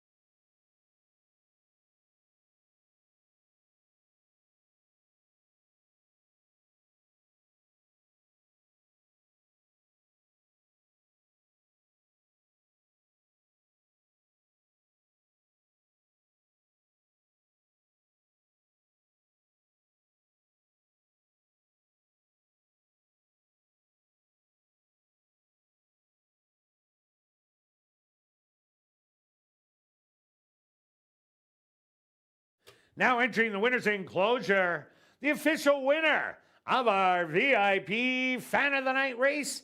That's number 4, Spin the Breeze. Spin the Breeze is a Chestnut mare, 5 years old, by Heart Spun, out of the mare Newport Breeze by Majestic Warrior. Owned by Pan Am Racing, trained by Lauren Fraser, and ridden to victory by Antonio Whitehall. Time for the 6 furlongs, 1:14.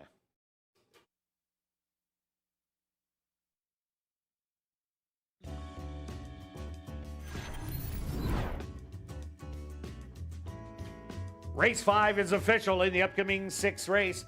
Classic High Five Wagering. Number 3, Conspiracy Theorist. The ownership should read Wind Dancer Stable and Norm Suderman.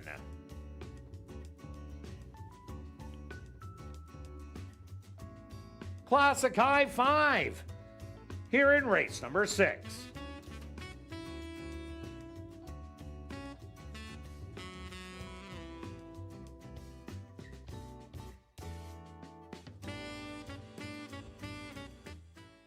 And time is running out to get your 50-50 tickets. The current jackpot is $920 and growing. You can get those tickets at Guest Services, the VLT Cashier's Cage, from the roaming 50-50 ticket seller, or just go online at 5050.asdowns.com. Sales will close at 9:50 p.m., just a little over 27 minutes away, and the draw will be made at 10 p.m. tonight. You don't want to miss out. And after the final race, be sure to head up to the clubhouse for our popular Crazy Hour. Beer, shots, and wine, $5.50 and 25% off all starters. And we have a $500 Crazy Hour cash draw that will take place at 11:30 p.m. in the VLT Lounge.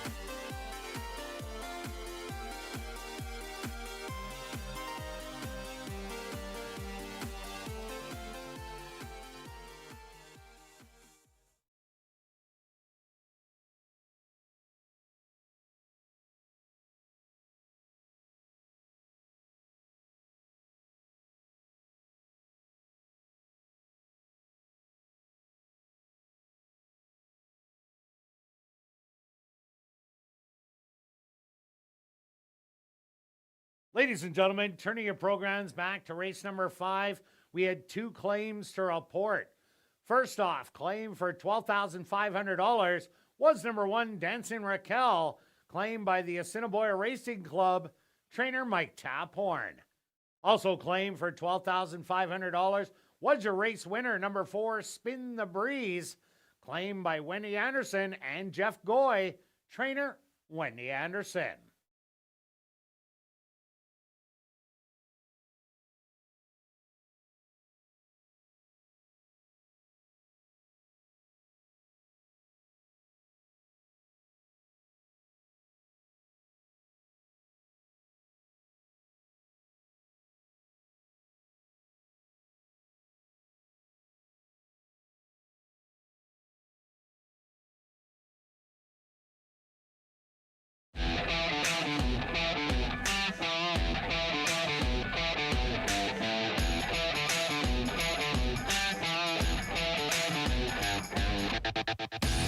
And welcome back down the paddock for race number 6 for this $5,000 claimer. For 3-year-olds and up that are non-3 lifers, they're going to go 5 furlongs. Number 3, Conspiracy Theorist. The ownership should read Wind Dancer Stable and Norm Suderman. Quick look back at race number 5. Well, Antonio Whitehall is making some of these wins look so easy as he's putting them on a spot on the outside and just sitting there, and then unleashing at the head of the lane, and then going on to victory. Spin the Breeze. Couldn't have won any easier. No, he just set the horse up for success. Another good race. We've had a lot of good races tonight, for sure. I was surprised that Sumuchero, the 2-horse, ended up going off as the favorite. Yeah, absolutely. At 2-1. Okay, on to race number 6. All right, to try to close it out, hopefully I know you're alive on the pick 4, paying some nice payouts. I got a couple of horses. I got the 2 favorites, and at least I got Gorno in the last. There you go. He's got 3 shots to get his 5th win in 6 races, and the only race was the last race. He didn't have a horse in it. Correct. I am going to, probably not the smartest thing to do, is go against him in here on the 4 as my top selection. Getting 9 to 5, I think people see a bit of a trend, and they're jumping on that trend. But I like the 4 because of the early pace. There is not much other early pace. I think this horse can steal it. 2 solid works. You made a great point on ASD Live about that 101 breezing from the gate. And so that's what we're talking about, the time. They might go 101, maybe a minute and 3/5. But if that's the case, this horse can go gate to wire. Well, definitely in the workout, they were not all out because it says breezing. There was something left in the tank. So if it runs back to the workout, definitely the one to beat. I also like number 2, Mischievous Intent. This is one of 3 horses, the other being the 1 in the 6 for trainer Jerry Gorno. This horse just broke his maiden in the last start, is a non-2, running against non-3s in here, but I don't see that being a problem because it ran some big races down at Sam Houston and a good race at Delta. Yeah, those were bottom races, but they were all good. Even the maiden allowance race was good at Fauner Park.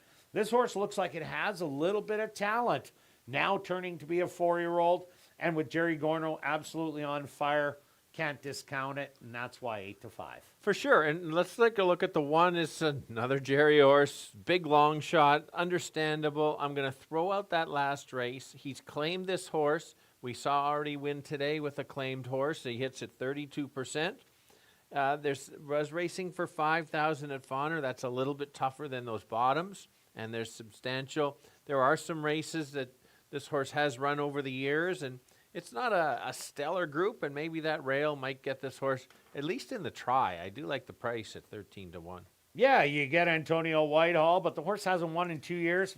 I also like number 6, Prince Money, the other one at trainer Jerry Gorno. This is a horse, no early speed, but does have a good late closing kick. Showed it at Prairie Meadows, where it lost by a narrow nose in late August of last year. Recently went to Fauner, showed a couple of closing efforts in there where the winner won rather easily. So Prince Money has to hope that the speed backs up. Yeah, let's look at the 5. The 5's had 1 start already and showed some nice early speed, a little more speed than I didn't expect. And yeah, I got beat in the non-winners. This is this is kind of a lateral move, I find, because these ones have not won 3 races, whereas that non-winners, you could have some big droppers. So include that in the try or the super. And number 3, Conspiracy Theorist, Wendy Anderson, having a great start to 2026. This is a horse that has no speed whatsoever. Did win the Non-2 in late August of last year. And Demario Bino seems to get the most run out of this horse. Another one with a late closing chance. All right. And the 7 horse got 10 to 1 expectedly so. Hasn't run this year yet. That'll be up against it. But steady works. And maybe can make a late close, at least complete your high 5, and that'll pay out really well. Yeah, and should be relatively close to the pace. All right, let's go to our wagers here in race 6, Stretch. What do you have? I have 30 to win on the 4 and a $5 exact wheel just in case Gorno beats me. 2-4 with 1-2-4.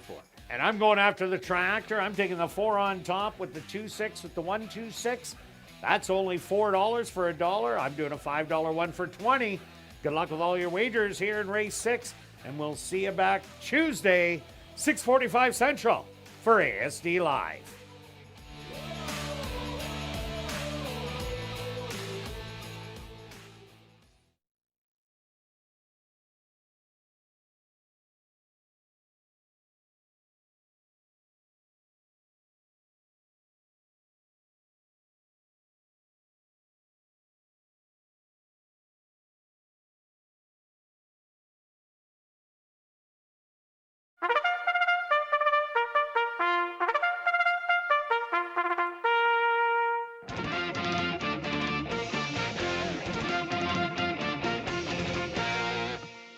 The horses are on the track for race number 6.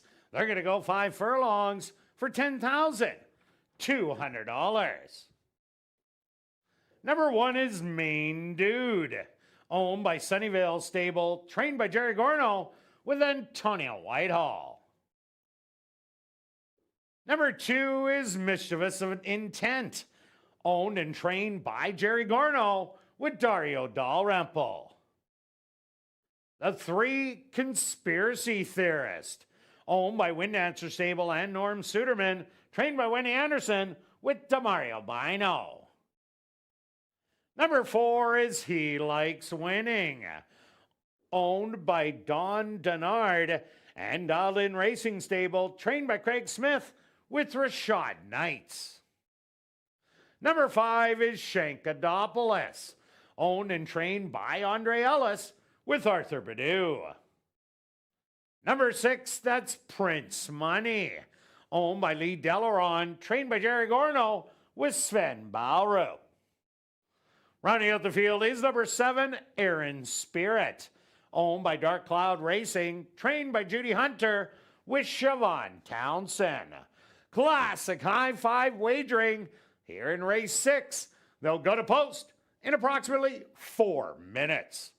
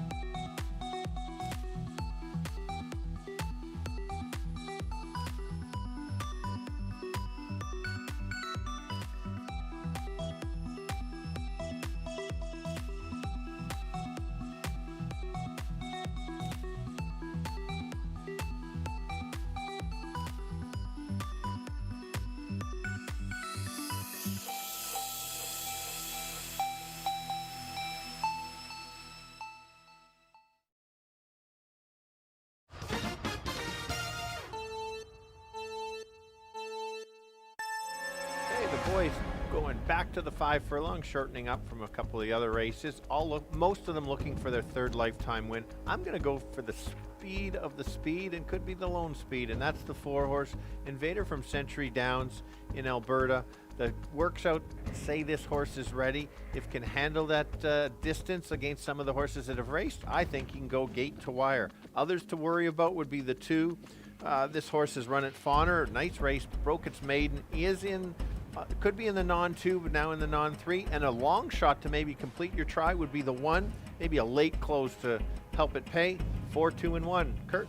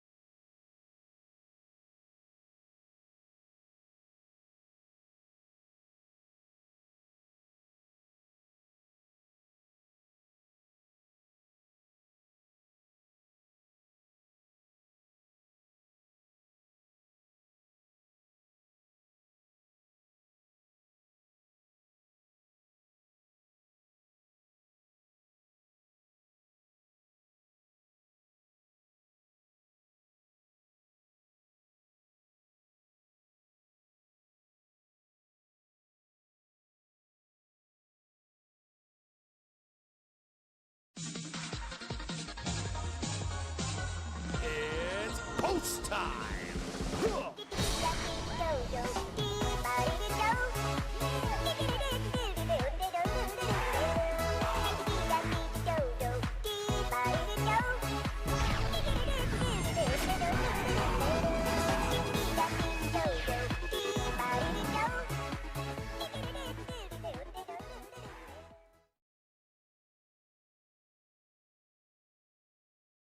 Main Dude, the first one in for the nightcap.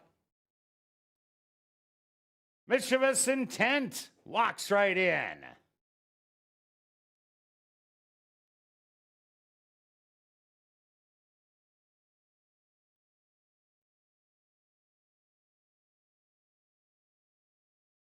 Next up, Conspiracy Theorist. He likes winning, the 6-5 favorite. From the middle is in. Now backs away.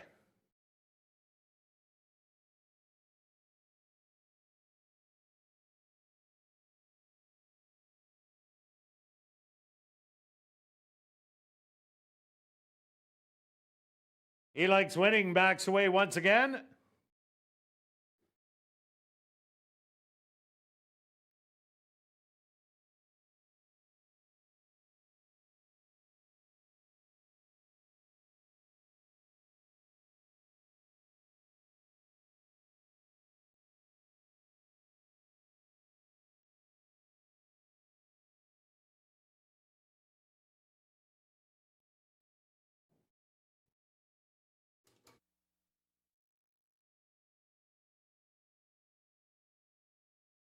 Front gates are now open to help He Likes Winning into the starting gate.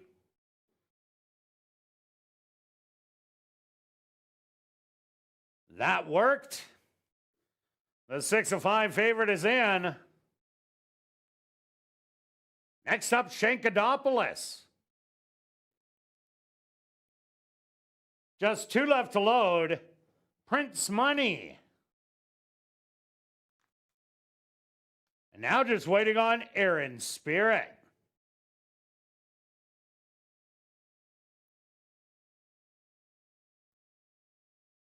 They're all set. They're at the post. And they're off. From the far outside, Prince Money. Quickly away out of the gate, but so is Shankadopoulos in between horses.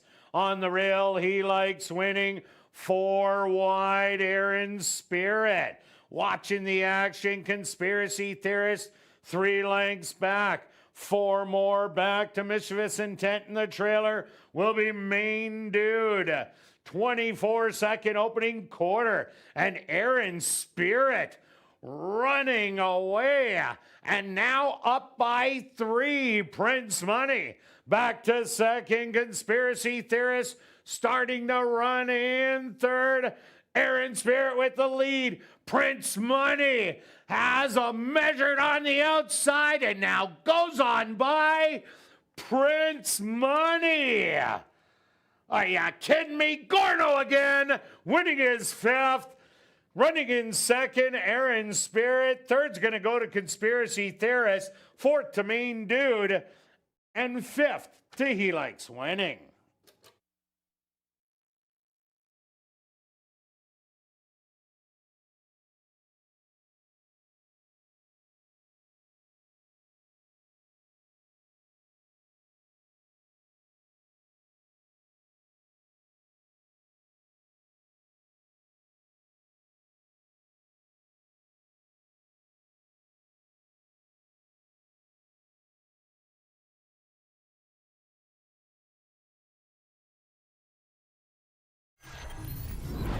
The Stewart's opposed to number 6, Prince Money.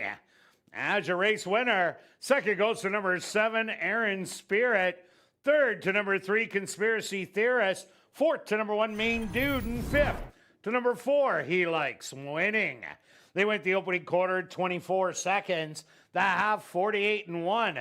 Time for the 5 furlongs, 1 minute and 3/5.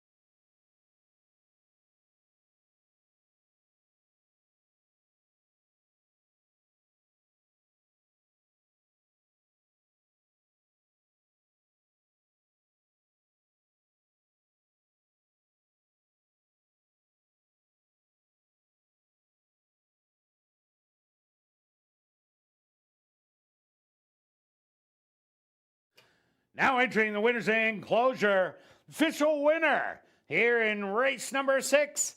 That's number 6, Prince Money.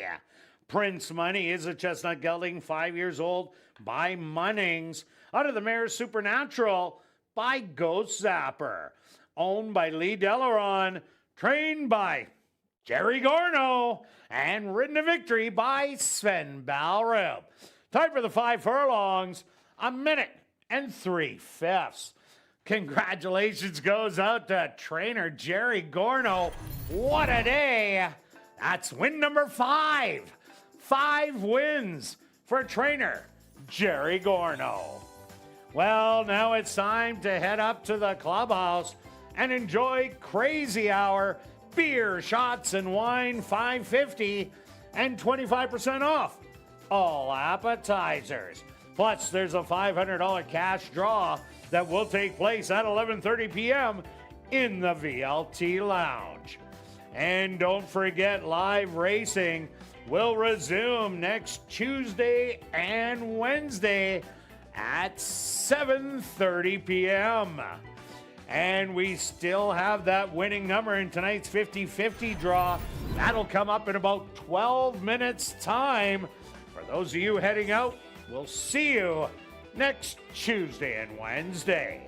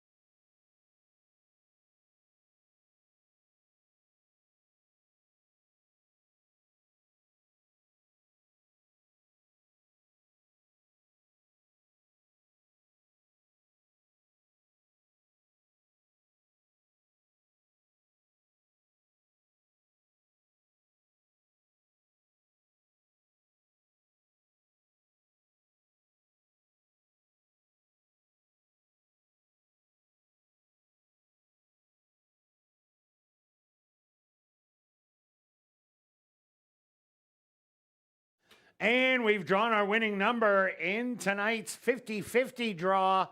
That winning number, 859-46109. Once again, the winning ticket in tonight's 50-50 draw, 859-46109. Congratulations, you've won $575. And if you are on hand, please report to guest services on the main floor south end to collect your prize.